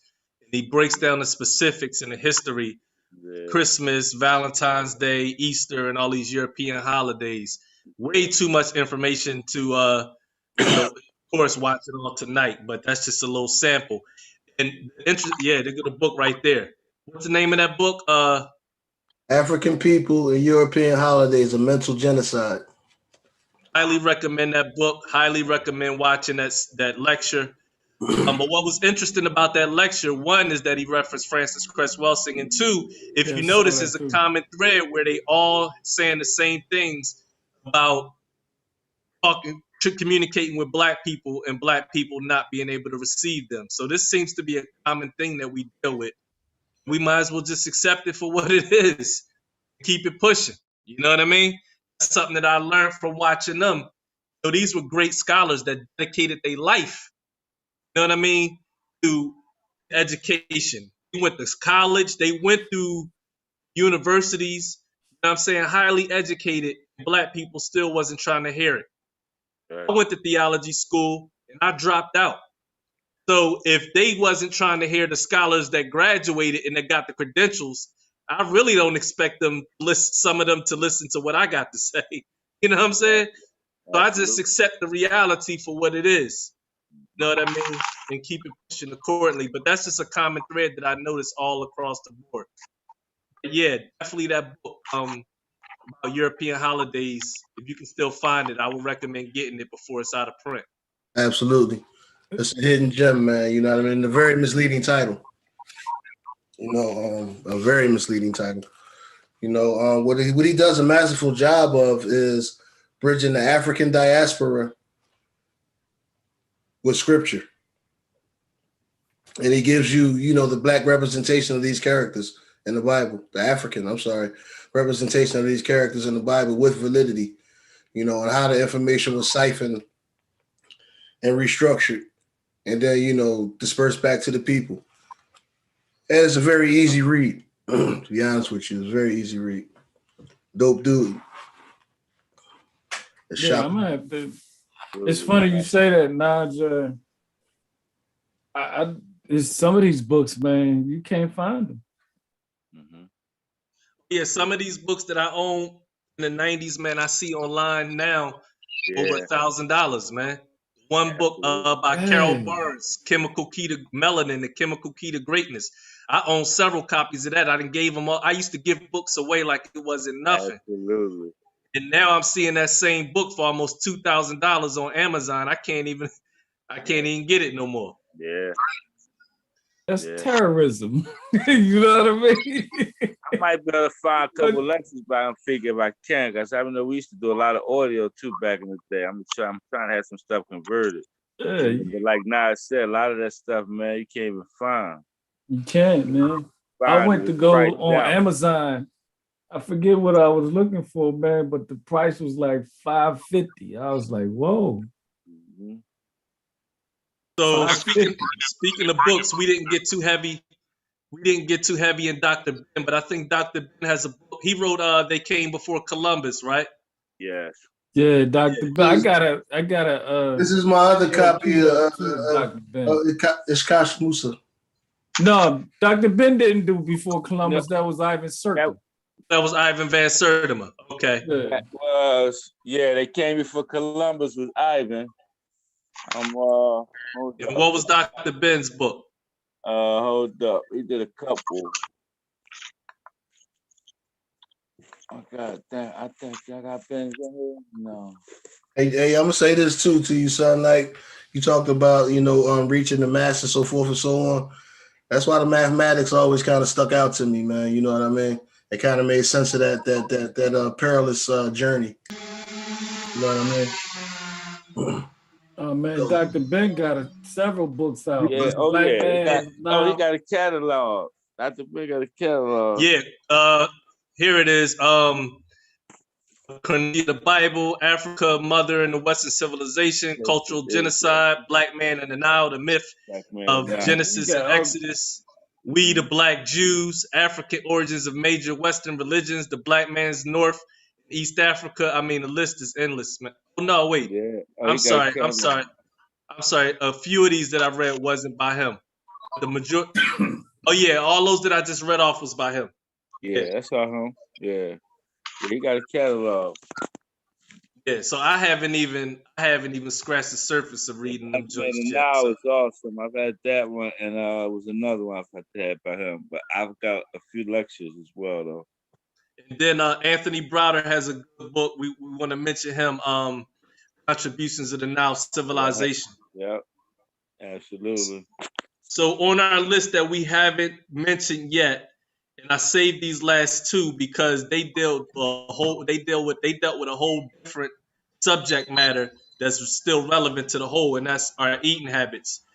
I talk about the eating habits because I think as warriors, that's one of our most neglected areas of conversation.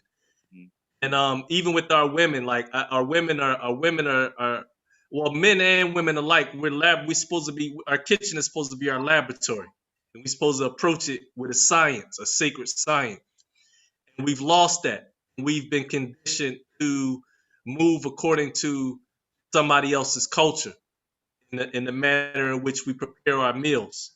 And that's such a relevant thing in terms of how we operate, because food affects how we feel, how we move, how we think, whether or not our lives are preserved on a grander level. But Layla Africa was popular for his lectures, and obviously Dr. Sebi more recently. So I wanted to get y'all thoughts. If y'all have studied any of their work, and if so, what y'all think about, okay, there you go, African Holistic Health by Layla Africa. That's a classic. He also did a joint called Nutricide. I'm sorry. Let me get I had the privilege of doing an apprenticeship with Layla Africa where we worked on a cancer patient together. I remember us talking about that, and I thought that was the case. And before we get to that, let me ask you something, and we're not going to go back to it, but I miss Amos. Oh, you know what? I'm sorry. I'm saying with that, we saving Amos for last because you're gonna close out with Amos. I would say no more. Continue. We're gonna close out. I know that's your specialty right there. So we're gonna close out with Amos. I was just curious. Continue. But so back to, will you tell us a little bit about that situation with Layla? So I got a phone call from one of my close associates saying that a member of her family, they were making funeral arrangements. She was basically she was expected to die within the week. And so the person I was talking to was like, at this point, the family is open to anything. They wouldn't normally be open to certain things, but since we getting ready to bury her, if you could, recommend anything, just let us know. And so I got on the phone and reached out to my contacts and connected with Layla Africa, and I got him to come to Philadelphia and meet with this woman. And to my amaze, I was shocked. Like, you know, we basically just went to Whole Foods and he just started picking out certain things. It was all vitamins. And he was like, you know, he taught me about how, you know, disease can't exist unless there's some type of mineral or nutrient deficiency, cancer included. And so he dropped that science on my lap. He started pulling out things that I normally wouldn't think about, vitamin K, vitamin this, vitamin that. And we just dosed her up with these different vitamins. And within a very short period of time, this woman was up out of bed. She was back to, you know, working in her flower garden. She was an elderly woman.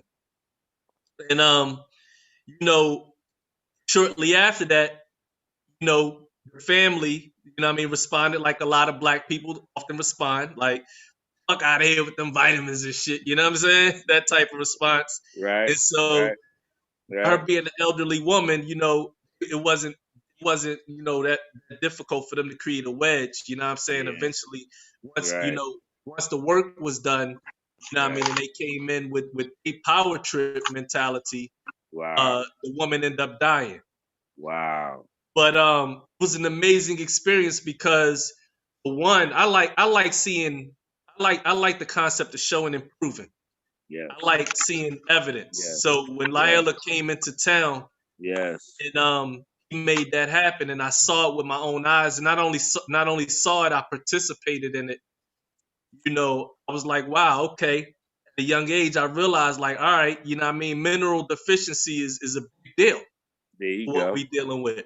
There you go. The flip side to that is Layla Africa was an asshole. I say that loosely. I say that affectionately. Yeah, affectionately. I say that loosely. Genius. Yeah, he had a very brash personality. Yeah. That became more and more harsh. Yeah. As he started moving into his later years, similar to how I look at Dick Gregory. As Dick Gregory started getting older, he started becoming an asshole.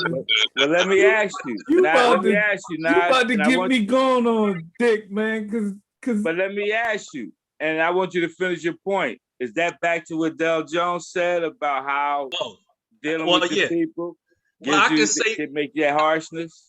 I can say from dealing with Layla Africa on a personal level, that's exactly what it was. Mm-hmm. Layla Africa would do lectures. Absolutely. People would ask him a lot of questions, and a lot of those questions will oftentimes be based in skepticism. Yeah. So his I watched him shift over the years. His mentality started becoming like, come on, I'm up here giving y'all this grand information, and y'all asking me dumb shit. And then too, to your point with the cancer patient, I just not give you questions. I gave you show and prove, and then y'all send her back. Like that gotta hurt as a healer. Yeah. Right? Yeah. And so you putting that energy into that life into that. Right. So his mentality became like, I can't even get my people to stop eating sugar. How the fuck am I going to teach y'all the advanced sciences and y'all not even willing to give up sugar? And so he just started shitting on people after a certain point. Like, I remember we talked about that. Remember, you could see it. You saw a change. You saw when it shifted. I saw the same change in Dick Gregory, man. Yeah. He became a character to me, man. And I'm a big Dick Gregory fan, man. But in his later years, man, I couldn't even watch him. But you guys, I mean, come on, you know, at a certain age, your brain started deteriorating, man. You know, I'm not gonna get at the Dick, man. I'm not gonna get at the I ain't making no excuses for these cats, man, because John Henry Clark lived to a long age, and you know what I mean. Yeah. At the end of the day, I think what happens is like what Vu was just touching on. You know, when we deal with that rejection, man, it's a certain bitterness, a certain pain that we deal with. That if it goes unresolved, it begins to shift our ability to get the message across properly. You know what I'm saying? So my grandmother. You think that's what's happening to me? I think that I don't think that's what's happening to you. I think that if your issues go unresolved, then it could happen. The same with my issues. If they go unresolved, then yes, it could happen to me. But the fact of the matter, we all go through that space, and when you're sincere, you go through that space. Right. I mean, you hit the nail on the head. When you come in with a certain level of sincerity, that's history teaches us that comes with the journey. And how we deal with that, whether or not it diverts our path or enhances our path, there you go, is up to how we resolve that issue within ourselves. Absolutely. I don't think that issue with me, personally, until I get a chance to go to war the way I want to go to war, then it's just not gonna sit right. Yeah. With me. Well, that's understandable. Yeah, that's a little different subject than the people, because you just can't get it off. That's a warrior not being able to get it off. I got that one. I'm with you on that one. I've been waiting 400 plus years to get it off. I'm waiting for it. But listen, who you got next now? Because Dr. We're gonna Sabi. get to the after party. Because Rip like the after party. We're gonna get to the after party. Yeah, I got about a couple more minutes in me before I doze off with you. All right, let's Dr. Sabi, and then we're gonna close out with Amos Wilson. So any thoughts on Dr. Sabi? Oh man, I got him up there. Phenomenal. They killed thing. I think Dr. Shavy was a shaman. What else? I agree with you. I'm a flow with you on that, Mill. I got him up here somewhere. I can't find him.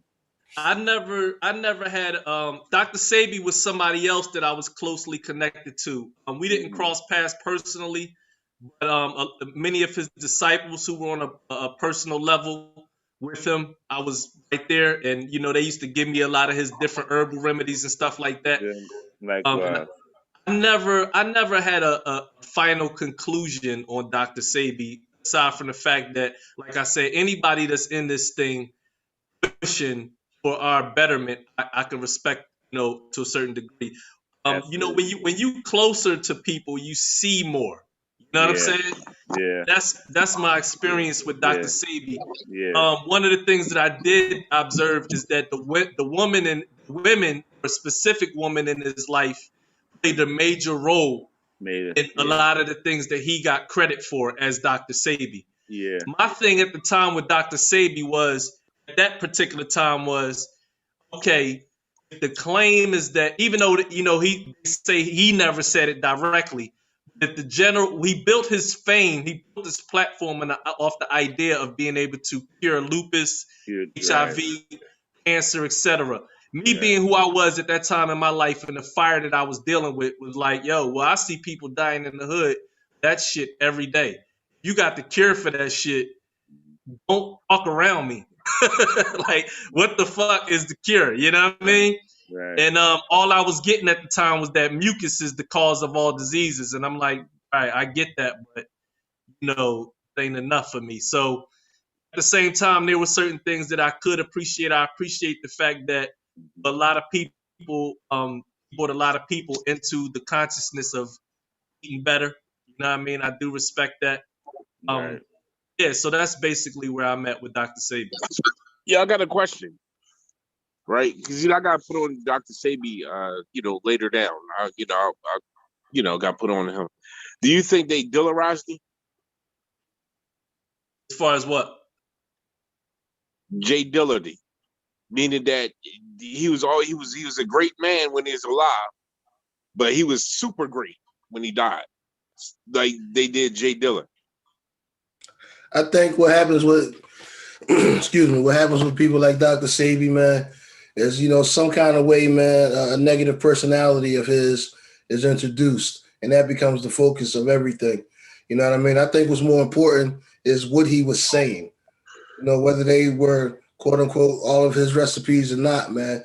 I think the fact that he shared that and put that message out with the recipe was overlooked by some other things. I think that happens to a lot of us, man, when we get to a certain level. To piggyback off what you said earlier, when it's done from the heart, it's a whole different energy that's involved in it. You know what I mean? And I never got that Sabi wasn't coming from the heart. Now, I didn't study him extensively either, but I never got that he wasn't being genuine. You know what I'm saying? And I think things like the curing things, it's not a magic pill or potion. It's a shift in culture, how you think about everything, man. How you eating? You're big on that. You know what I mean? How you're living. Certain media that you're allowing into your space. all of that is a byproduct of what tears you down and kills you. You know what I mean? So I always saw what he was trying to say is a little more panoramically than just drink this or eat that. You know what I mean? The whole culture shift had to take place. And two, with Dr. Sebi, what happens with Dr. Sebi and a lot of people is that after they die, there's a sense of fanaticism that's produced with a lot of people, and that's one of the things that I don't appreciate. Seeing how fanatical a lot of people come behind a lot of his concepts. That's where I later evolved in my perception of him and was able to appreciate certain things that came through not moving in that fanatical direction. And then another thing with Dr. Sebi, he did have a lot of people around him that exploited a lot of what he brought to the table. A lot of that came from him allowing himself to have certain people around him. Yeah. You know what I mean? Yeah, And, you know, again, they're like, again, with that, I think he was just an open dude, man. He was a giver. You know what I mean? He maybe saw people, man, for they best version of who they were. You know what I mean? I don't think he's gonna let somebody in that he knows is gonna hurt him down the line. But hey, I don't know. He may have.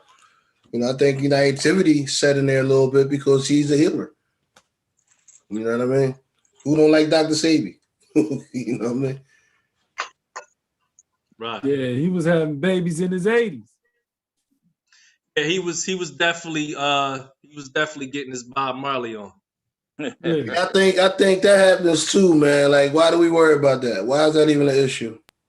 So No, what? I'm not worried about it. I'm saying he was healthy and vibrant man. That's part of the No, you process. missed my point. Like, I mean, like everything else we're talking about it. You know. Yeah, I get that. Yeah. But you know, why is it seems like, I'm not saying that's what you meant to do or this is what you're doing, but with our people sometimes, man, it becomes such a focal point that it detracts away from the good. And sometimes we allow that and even perpetuate it somewhat. It's cool to mention it, of course. I don't think with him that was negative. With him, like you said, I don't mean power. present company. They showing the power of a man still being able to produce in his 80s. He was flexing in that standpoint. Yeah, he was a healthy, vibrant man and well into his 80s. That was kind of well received, actually, in the community. Yeah. Yeah, the fact that he was still vibrant was enough to kind of sell me on his whatever he was saying. And I believe, like you, he was a shaman. Yeah, I mean, like I said, for me, you know, having had already passed through certain schools of thought, by the time I was introduced to Dr. Sebi, at that time, I just felt like I needed more. It wasn't enough for me. That doesn't mean we had those conversations, son. Right. You and I had those conversations. I couldn't appreciate the effect that I saw him having on other people in the community. Right. You know what I mean? Well, I think that your position in those conversations that we had, actually forced me to expand. You understand what I'm saying? Because I couldn't see it as, a negative. Not what he was bringing. I refuse to allow myself to let me see it as a negative. No, so I thank you for that, man, because you opened me up and made me look at things a little differently as well. You know what I mean? Word. That's dope. Because I was with you originally, I was thinking the same thing you got. Nigga, you got the kill, get that shit up. Right. Get your Nobel Peace Prize, nigga, and let's keep pushing. No more cancer. Right. You know what I mean? Right. I thought about it a little more and was like, it's not a serum, man. Right. The medicine is in the knowledge, man. Stop doing what you're doing. Stop letting that shit into you, what you're letting into you. Ironically, real quick, my dad took me to an all men's health seminar. Kenny Gamble had it. And the topic was about cancer. And it was 3 world-renowned doctors at the time, man, that were cancer specialists. And they all echoed that same thing, man. They said after over 30 years, apiece fighting cancer, they found out the best way to fight cancer and eradicate it is nutrition. Well, that stuck out to me crazy, man. So to hear you say that, it took me right back to that point, man. Like, that's it. That's it. We got to change. We got to change what we taking in, bro. Yeah, I know one thing. Dr. Sebi really popularized drinking sea moss amongst the Black community here in the United States. It was already popular in other communities. Caribbean communities especially. But man, it's hard. It's hard to get sea moss at a decent price nowadays. Oh, it's bananas At the now, saving man. past. Before you could give it away. Before you could give it away in Right. community. Shoot, Yeah. now, yeah. Yeah, I That's the got some legacy, right? downstairs I'm gonna try to mess with, man. This joint killing me, bro.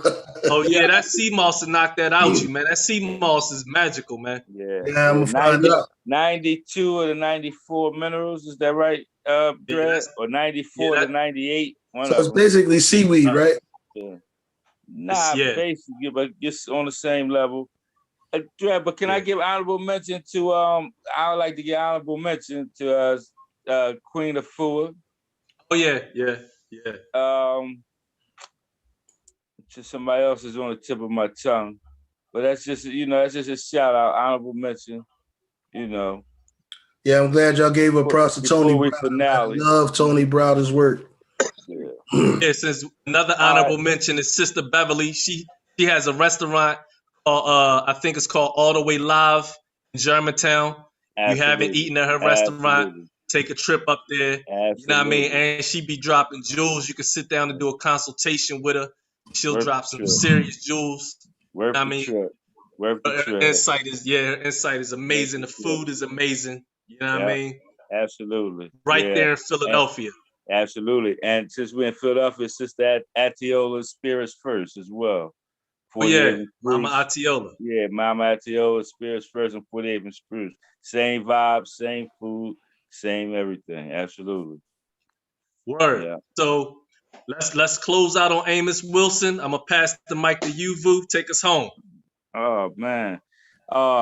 Listen, first I want to say any group that want to close out with somebody so significant, I know I'm in the right area. Let's just get that right out the bat, man. Because when you're talking about our ancestors and scholars, to me, one of the forefront when you're dealing with one of our main issues, which is power. Because we can talk about all the other things we do, but if you don't have the power to get it done, it's not going to happen. Talk about Amos Wilson, one of our Black scholars, was born in Hattiesburg, Mississippi.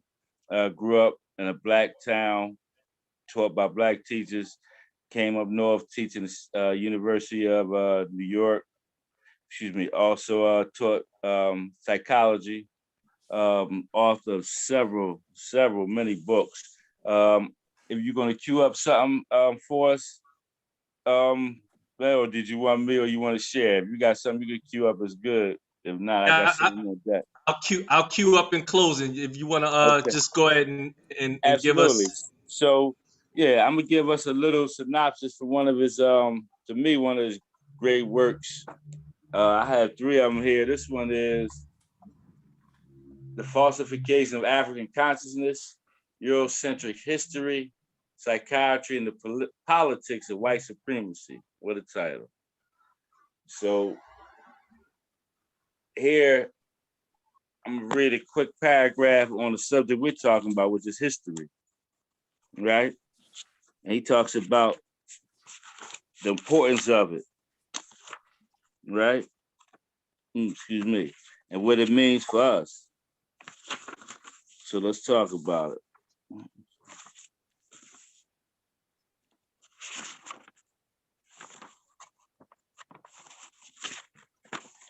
And of course, found my page that I had. Here we go. Why study history?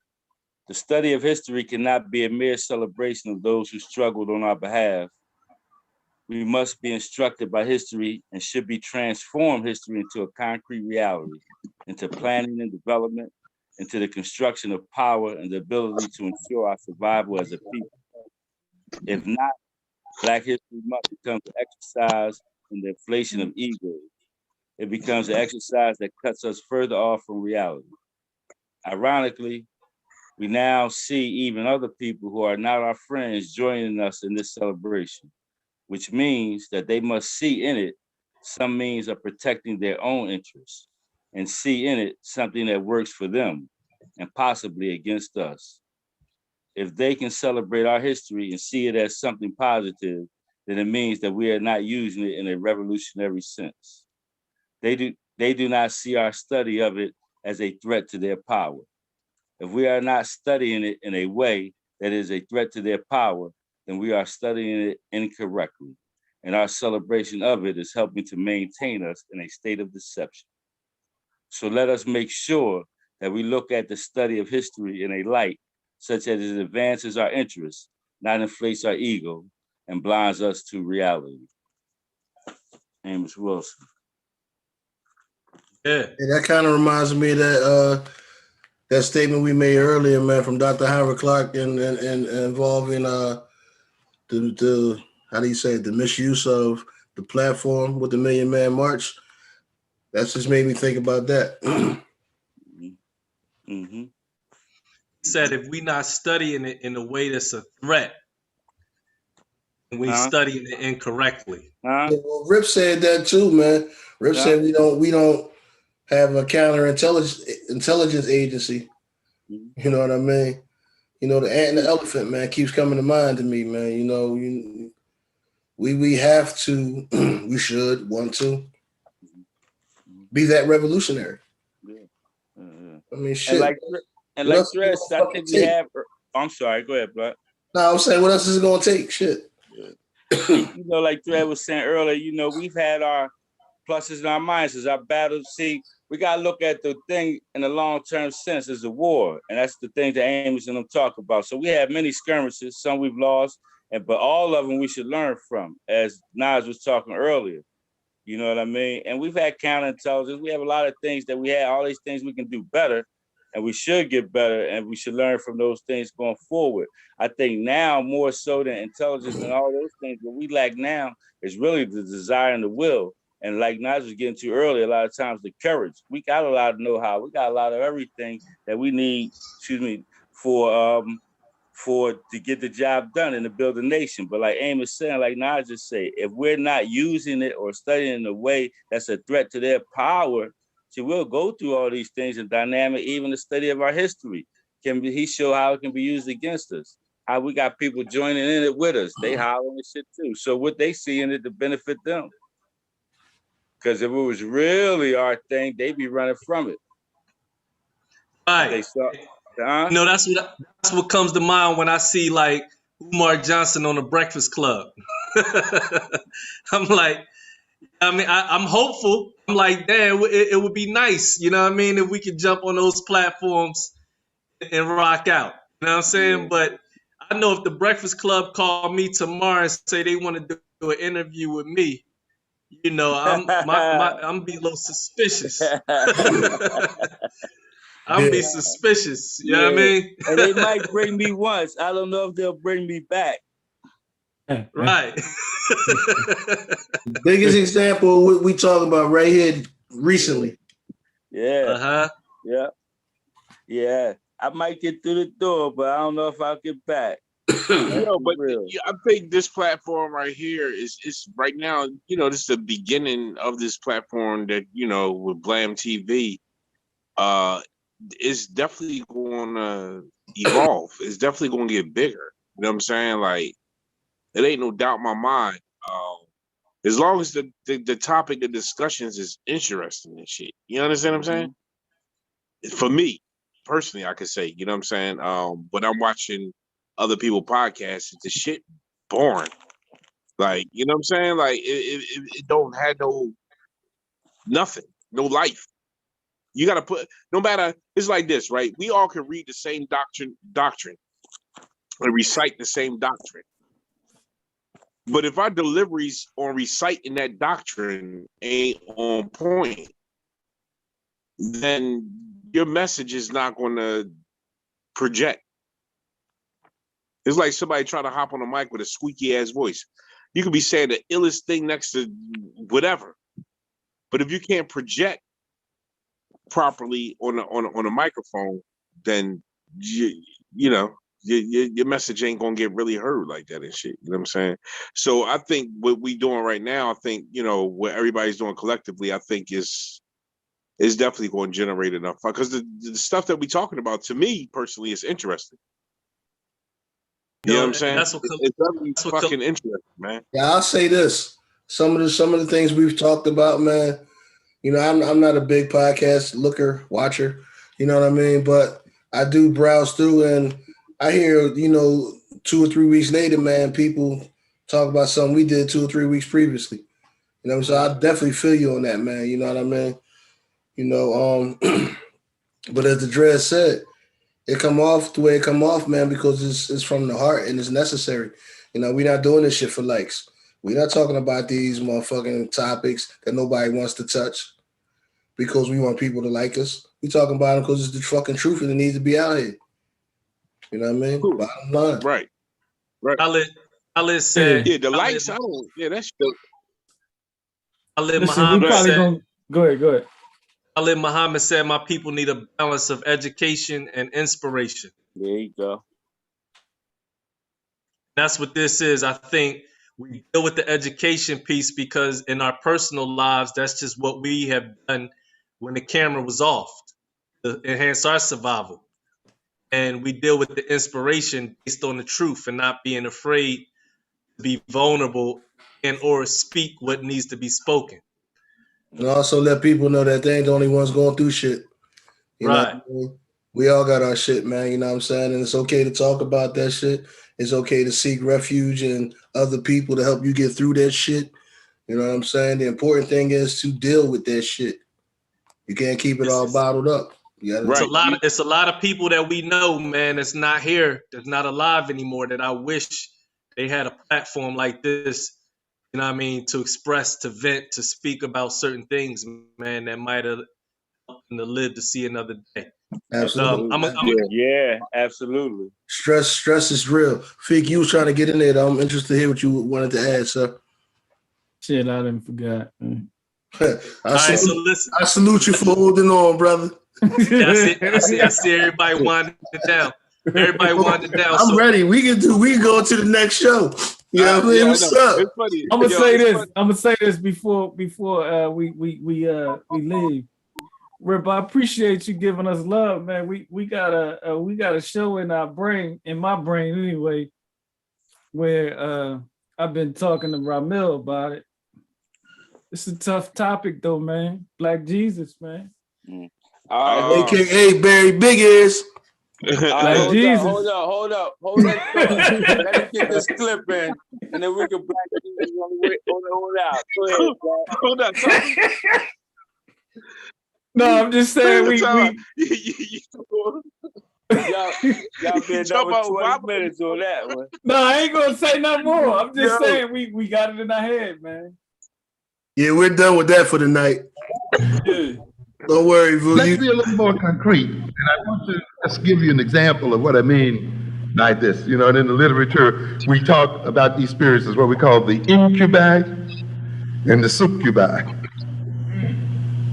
The spirit that lies in the body or lies on the body, the incubus, and the one that lies under the spirit, the succubus.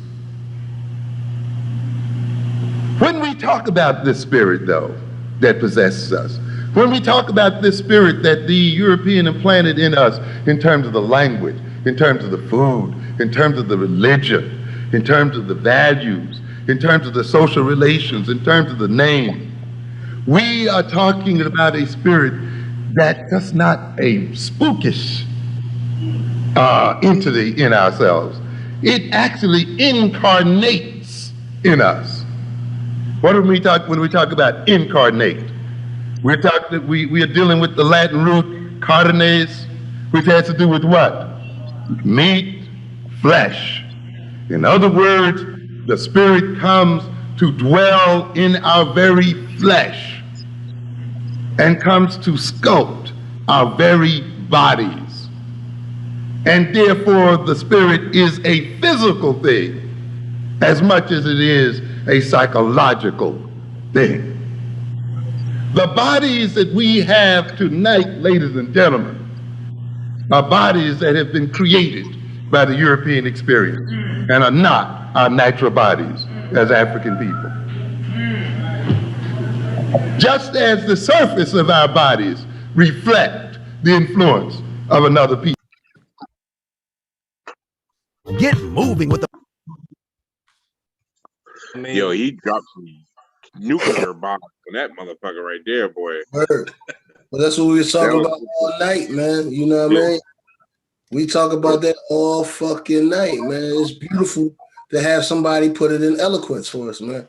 Dre, you something with that, man. Listen, and I'm gonna go about 2 bars further into that. Now, he was talking about how we as Black people are possessed by a Eurocentric spirit, how we have allowed a Eurocentric spirit to come inside of us and manipulate us through his culture, through the dance, through the music, how he's implanted a spirit in us, and how that spirit now dwells in us, and how the spirit doesn't care about the body, right? It only cares about the European, right? master that put it in the body. So he said the spirit itself will go ahead and destroy the body if need be, and that's what we do to ourselves, right? That's European, right? Absolutely. So we've taken on a Eurocentric spirit. We become, he said, Black people said we become, he said, it's my contention that we become possessed. And then he gets into possession. It ain't no spooky thing. It become a concrete reality. How, because of the morals and the ways we've taken on, we've actually allowed this type of spirit or this type of entity to come into us. And this is how we move, and this is why we act the way we act. And this is why a lot of us emulate the way we emulate and have a self-destructive behavior towards self and a love for the enemy. So we'll destroy that spirit that's in us. That's why we're self-destructive towards us, because how you call yourself, how we act towards ourselves certain ways if we don't have a destructive spirit. You can't have what he said, you can't have a peaceful and loving spirit and we killing each other, right? It has to be some type of demonic spirit. So that Eurocentric demon now has possessed us. So we call each other, we don't see our brother, we see a nigga that we're gonna kill, right? So we don't see, So it sounds like to me, it sounds like to me like we suffering from promoting a supremacy over ourselves. Oh, but that's what I was saying. That for the episode when I was on that time, how when you got a brand new baby, that brand new baby got a clean operating system. Absolutely. Until it get infected with a virus, and then from that point on, that virus is misinformation and shit that's handed down from your parents and from your peers and society. So Rip, take us as a people. We're that baby.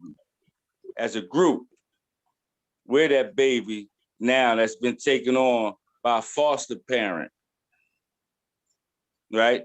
Mean, evil, and wicked, right? And you know, one of the psychosis of being abused is you take on identity and love for your abuser, right? You emulate it even sometimes to a degree, right? Some abuse grow up to be abusers, right? Stockholm syndrome, yes. Right, or self-abusers, if nothing else, right? So now we're that baby as a group of people. So you're absolutely right. So he's implanted a slate in us. He's programmed us, right? We have to reprogram that by becoming our natural selves. That's all. Which is the antivirus. When we had a conversation a while ago, and I asked you, I said, "Yo, remember how I worded it, if you can." You know what I mean? But I remember I said something like, I only trust myself in accordance with my ability to have addressed racism and white supremacy in myself. Absolutely. How it applies to me. Absolutely. Is that real for me, that I really had to really just do some soul searching? There you go. And not do as in past tense every day. Absolutely. I have to analyze how I'm being affected by growing up. There you go. In an environment that is not complementary to my nature. There you go. You got to peel away the layers. You gotta fight the enemy. Peel away the layers. You heard me, son? That war. Dred, you heard me? Yeah, the enemy in the me. Right. Indeed. Hey, Dred, to your point, what you say, you only trust yourself. About it, right? Go ahead, Rip. Yeah, the crazy part about it, culturally over here in this hemisphere, that's something that the indigenous population here fight and for African American folks, for Latinx folks, for any cultural people, that war is a war that it don't sleep. There's no rest. It's non-ceasing. You understand? Because what it is, non-ceasing. It's that war between this artificial world and the indigenous natural, like you said. Absolutely. That war between, and that war is internal, but you're being affected externally, which is causing a sickness internally. There you go. So you, like, prime example, if I walk down the street in full native garb, could you imagine what this is from everybody? Oh, the reaction, this absolutely. Yeah, that's right. Yeah, so you have now to have you forced power. to be in a world. Yeah, you forced to be in a world that you know damn well ain't right. Oh, you know how we not supposed to be living like this. Absolutely. We know damn well you're not supposed to be living like this. Absolutely. Absolutely. And so, but we forced to perform this shit. There you go. But daily we fight, and that's our battle daily, like you say, especially inwardly, because a lot of stuff externally we may not be able to control, right? Environmentally. But internally, like you say, we have to deal with that environment or that habitat. You know what I mean? Try to clean up. And to your point, it's levels, it's levels of possession. He talks about, the latent possession where people who don't even know they possess, right? He said those are the hardest of our folks to deal with. They're not even aware. See, we're aware that that's the battle we have. We talk about inwardly. We're aware that a Eurocentral demon, oh shit, hold on. Got you. You still good. Fault. We're aware of a Eurocentral demon try to implant something in us. That's why we rumble. Like back to Nas' statement, I only trust myself to the degree that I'm not entangled in this, because I know I'm entangled. I was born in it. It's not our fault. And see, that's the part also we gotta get people gotta get. It's all right. It ain't our fault. It's okay. Like, goddamn, it's cool. Deal with it. Right. Like, this shit all right. It's fucking all right. Deal with it. You got enough power to deal with it. That's why you're in this position. That's the other side of the coin. It ain't no victimization. Yeah, right. I'm just talking about the realities of it. Right, but I'm not talking about from a victim standpoint, because we had the power to deal with it. That's why you in here, by no mistake. Trust me. Otherwise, you wouldn't be in that position. So, therefore, embrace your divinity. Yeah, right. It's different levels now. We got latent. They don't know they possess. So they the hardest to get to. That's the masses. 85%. They don't even know they fucking possess. This gonna be some cold shit, bro. Right. What my man say, they don't know how to play the game. They don't even know it's a game being played. This gonna sound like some cruel shit. Sometimes they just gotta be a fucking wall or a stepping stone, bro. Well, whatever the case, I'm just giving them. So, all of them got different levels. You gotta use them as because we was once part of the masses and we extracted ourselves. We gotta use them for what they for, and the ones that are ready to come, we bring with us. You know what I mean? You got those that know it like us, but we rumble it daily. Right? Yeah. Right. Some are, they're trapped in the rumble, so they can't even do. And we was at that point. We trying to move past that point where you showing trapped in the rumble or dealing with that inner conflict. We can't be productive on the level you need to be productive, right? And then there's ones like us where we trying to get to. We on the level where you know it's there. You rumbling it, and you got a lower percentage of it. You see it when it comes, and you try to deal with it within yourself. So therefore, you deal with it in the outer world as well, right? But these are levels we dealing with this demon and this possession on these levels that's real and concrete. There ain't no spook, no mysticism. This is real level and concrete that we dealing with every day. Hey, what's the greatest trick the devil ever performed? Convinced the world that he didn't exist. Yeah. Then sold you God, sold you the concept of what God should be to you. That's some deep shit, some deep nefarious, supremacist, Aleister Crowley type shit. Rip. But that's the power in it. We gotta know it. So our thing, we take the light in the battle. Like, shit. I'm definitely over that part. It's out there. And but to what you were saying. I take battle and fight in the inner part. You know, so I know I could conquer outside. Right. To what you were saying, the people that don't know. Yeah. You know Yeah, what I'm it's funny as You shit. said something. You said something a while ago. You said, it's not our fault, but it's our responsibility. Absolutely. Right. Honestly, I ain't gonna lie to y'all, man. Part of what make me feel good and coping and fighting is exposing these mothers, like really, like, and I didn't even get to the level I want to get to, just yet. But that make me feel good.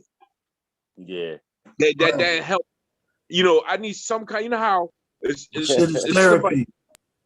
somebody try to somebody robs you, and you like, yo, man. You know what I'm saying? I gotta get some kind of get back. Like, you can't just throw to me and walk away. Like, It's interesting that you say that. It's interesting that you say that, because when you picture somebody, you pictured like in these other countries where you see South Africans throwing rocks at people with machine guns, right, standing in front of tanks, right, or as you put it, throwing rocks at tanks. Right. It's that same spirit. It's that same spirit. My man say, do something, spit. Right. Yeah. Yeah, I get what you're saying. I get what you're saying. You know, I mean, not even contradicting myself, but it makes sense what you're saying as far as throwing the rock at a tank. Yeah. You know, it's duality to it. It's a time for it and a time not. You know what I mean? Because like even that in the mind of I'm thinking myself in the mind of a soldier, and I just see that defiance and say somebody that know I got the edge on them, but that will and domination spirit is there. Even though I'm in that tank, I'm scared of them motherfuckers. I'm hoping there ain't 100 other little motherfuckers like that that's gonna come up in the future that we're gonna have to deal with. Because you can't shoot them all. You can't see them all coming. You better be doing some righteous shit. Yeah. Motherfuckers still might get you for that. They killed Assad, didn't they? Word. So listen. Oh, go ahead. Hey, Rip. Now I was about to say I need some help with Operation Kensington. I'm with it. I told you already. Yeah, I need some help with that one right there, boy. Hey, Rip, I was ready to dive into that old Matrix comment you made earlier, man. But I see Cass is winding down. Oh yeah, I'm ready to go in, man. Yeah, I only because I got an early rise at 4. Oh, one of my Nas, honorable mention, Stolen Legacy, George C. James. Yeah, they're not familiar, check him. The importance of his work, he talked about Greek mythology. He's the one that told the importance that it started in ancient Kemet. And you know, I ain't think that the importance of that when you think about it, because now we're talking about back to our ancestors, and that's what they rumbled about. That a lot of them we talked about scholastically, they rumbled a lie in the myth of Greek, right? Because that's what's all in the libraries. Think about it and why that's so important and why they rumbled it. Because when everybody go to college, what they do, they pledge Greek. We taught that the seat of knowledge and wisdom was in Greek. You know, all that. That's all these lies are propagated. We don't realize the importance of it really on that level. But just look, if you could write yourself into that mythology, how that works subconsciously, you know, on the folks. So what they do when they go to school, they pledge Greek. Really, they should be pledging what? Kemet, right? Yeah. Let's think about that, right? Yeah. So, and also, they all those little statues and the boards, when they talk, like they say it, you'll hear it, like we think it's a no consequence, but you'll turn on a program news or whatever, and you'll hear, yeah, the great Socrates, or, you know, the world's first thinker. Like, that's a fucking lie. But it's right there, and it's been propagated. So that's the importance. That's what these scholars was rumbling about. So when he broke it down scholastically, how that's a lie, we're using they shit. This brother, the reason about his work, after he wrote this, he was from Guyana, went to Arkansas, studied the University of Arkansas. They found him with his tongue cut out. Ooh, watch it. See that shit? That's what happened. They found him with his tongue cut out. Y'all know what that means, right? You told something, right? The mob and all that used to do, right? I mean, you told some real shit, right? Yep. Yeah. Excuse me. So he gave up. He just debunked all of them scholastically, where they couldn't even touch him. There's no argument. Like, he ain't getting into no rhetoric back and forth. This is written like a college lesson. And when I looked at it, but he just broke it down layman's term. But he just broke that shit down scholastically, how they stole it, where it's from, all of it, and he gets right to it. So the importance of that is, and that's what Clarkner was talking about, we got to rebuild that. People got to know that. That's the foundation. We don't have all the outlets, but thank God we had them and other people that spread that. Like we don't see that on TV. Like we take it every day. It's subliminal, back to that European demon. You see it on TV, all that shit propaganda. All the Yeah, lies. especially the It's like Smithsonian. 400 Yeah, stuff. those Smithsonian motherfuckers is wicked evil, man. It's on there. Yeah, the Well, listen. Smithsonian, man, they tell straight blatant lies. Oh my God, like you And know there's what I'm nobody there to saying? refute I mean, it. It's like you can't even wait, whoa. Isn't the whole precept of their hierarchy a lie? Well, we are. Pretty much. We just kicking it. We kicking it. Yeah, absolutely. No, I'm in there with y'all. Absolutely. I want to give a plug to, if y'all like hip hop, check out my man Razzcast, Nature of the Threat. Threat, yeah. Comes all up in about 7 minutes. Straight fire. You understand what I'm saying? Everything that we saying right here. You know what I mean? Yo, my bad. Continue, fellas. Nah, you hit it right there on the yo. Yeah, man. It's just when you look at it in hindsight and you look at it like just their history on how they got everybody manipulated into like, you know what I'm saying, into really believing in shit, believing in an American dream, believing into the Greek mythology, pledging Greek, doing those ceremonies, to be part of a boule system. Right.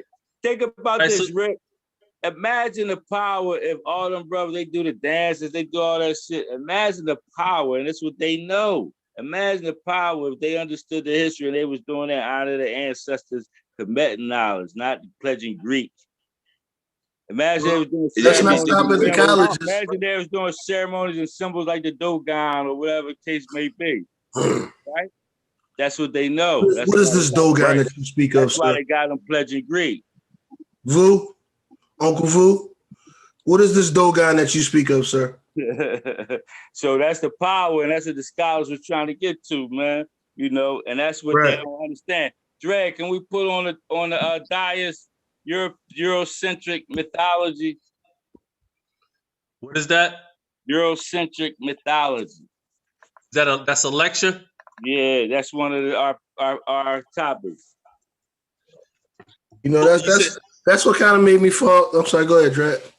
Pull it up on YouTube, or what are we doing now? Saying, can you put that for a future on the dais for future date? Oh, listen, it's crazy you said that because I'm taking notes on everything you said because we done already moved into next week's show tonight.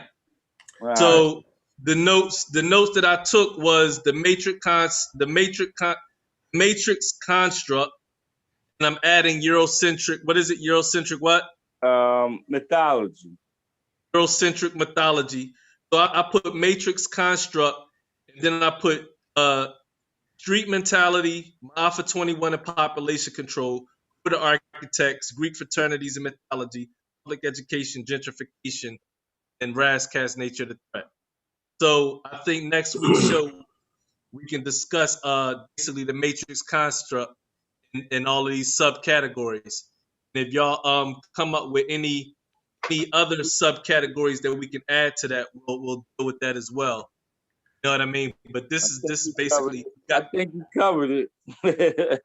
Yeah, I'm trying to think in my head like, yo, could we collectively, as far as, because I would like me, I can shoot off the whim, off what's embedded right in my brain.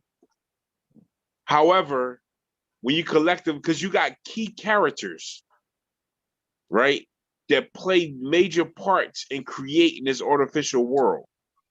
Now, granted, these artificial worlds been existing even back in the when the toxic pharaohs took over Egypt.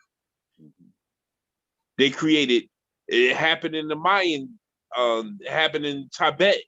It happened in all these other civilizations where they created the artificial world, which is known as the Matrix.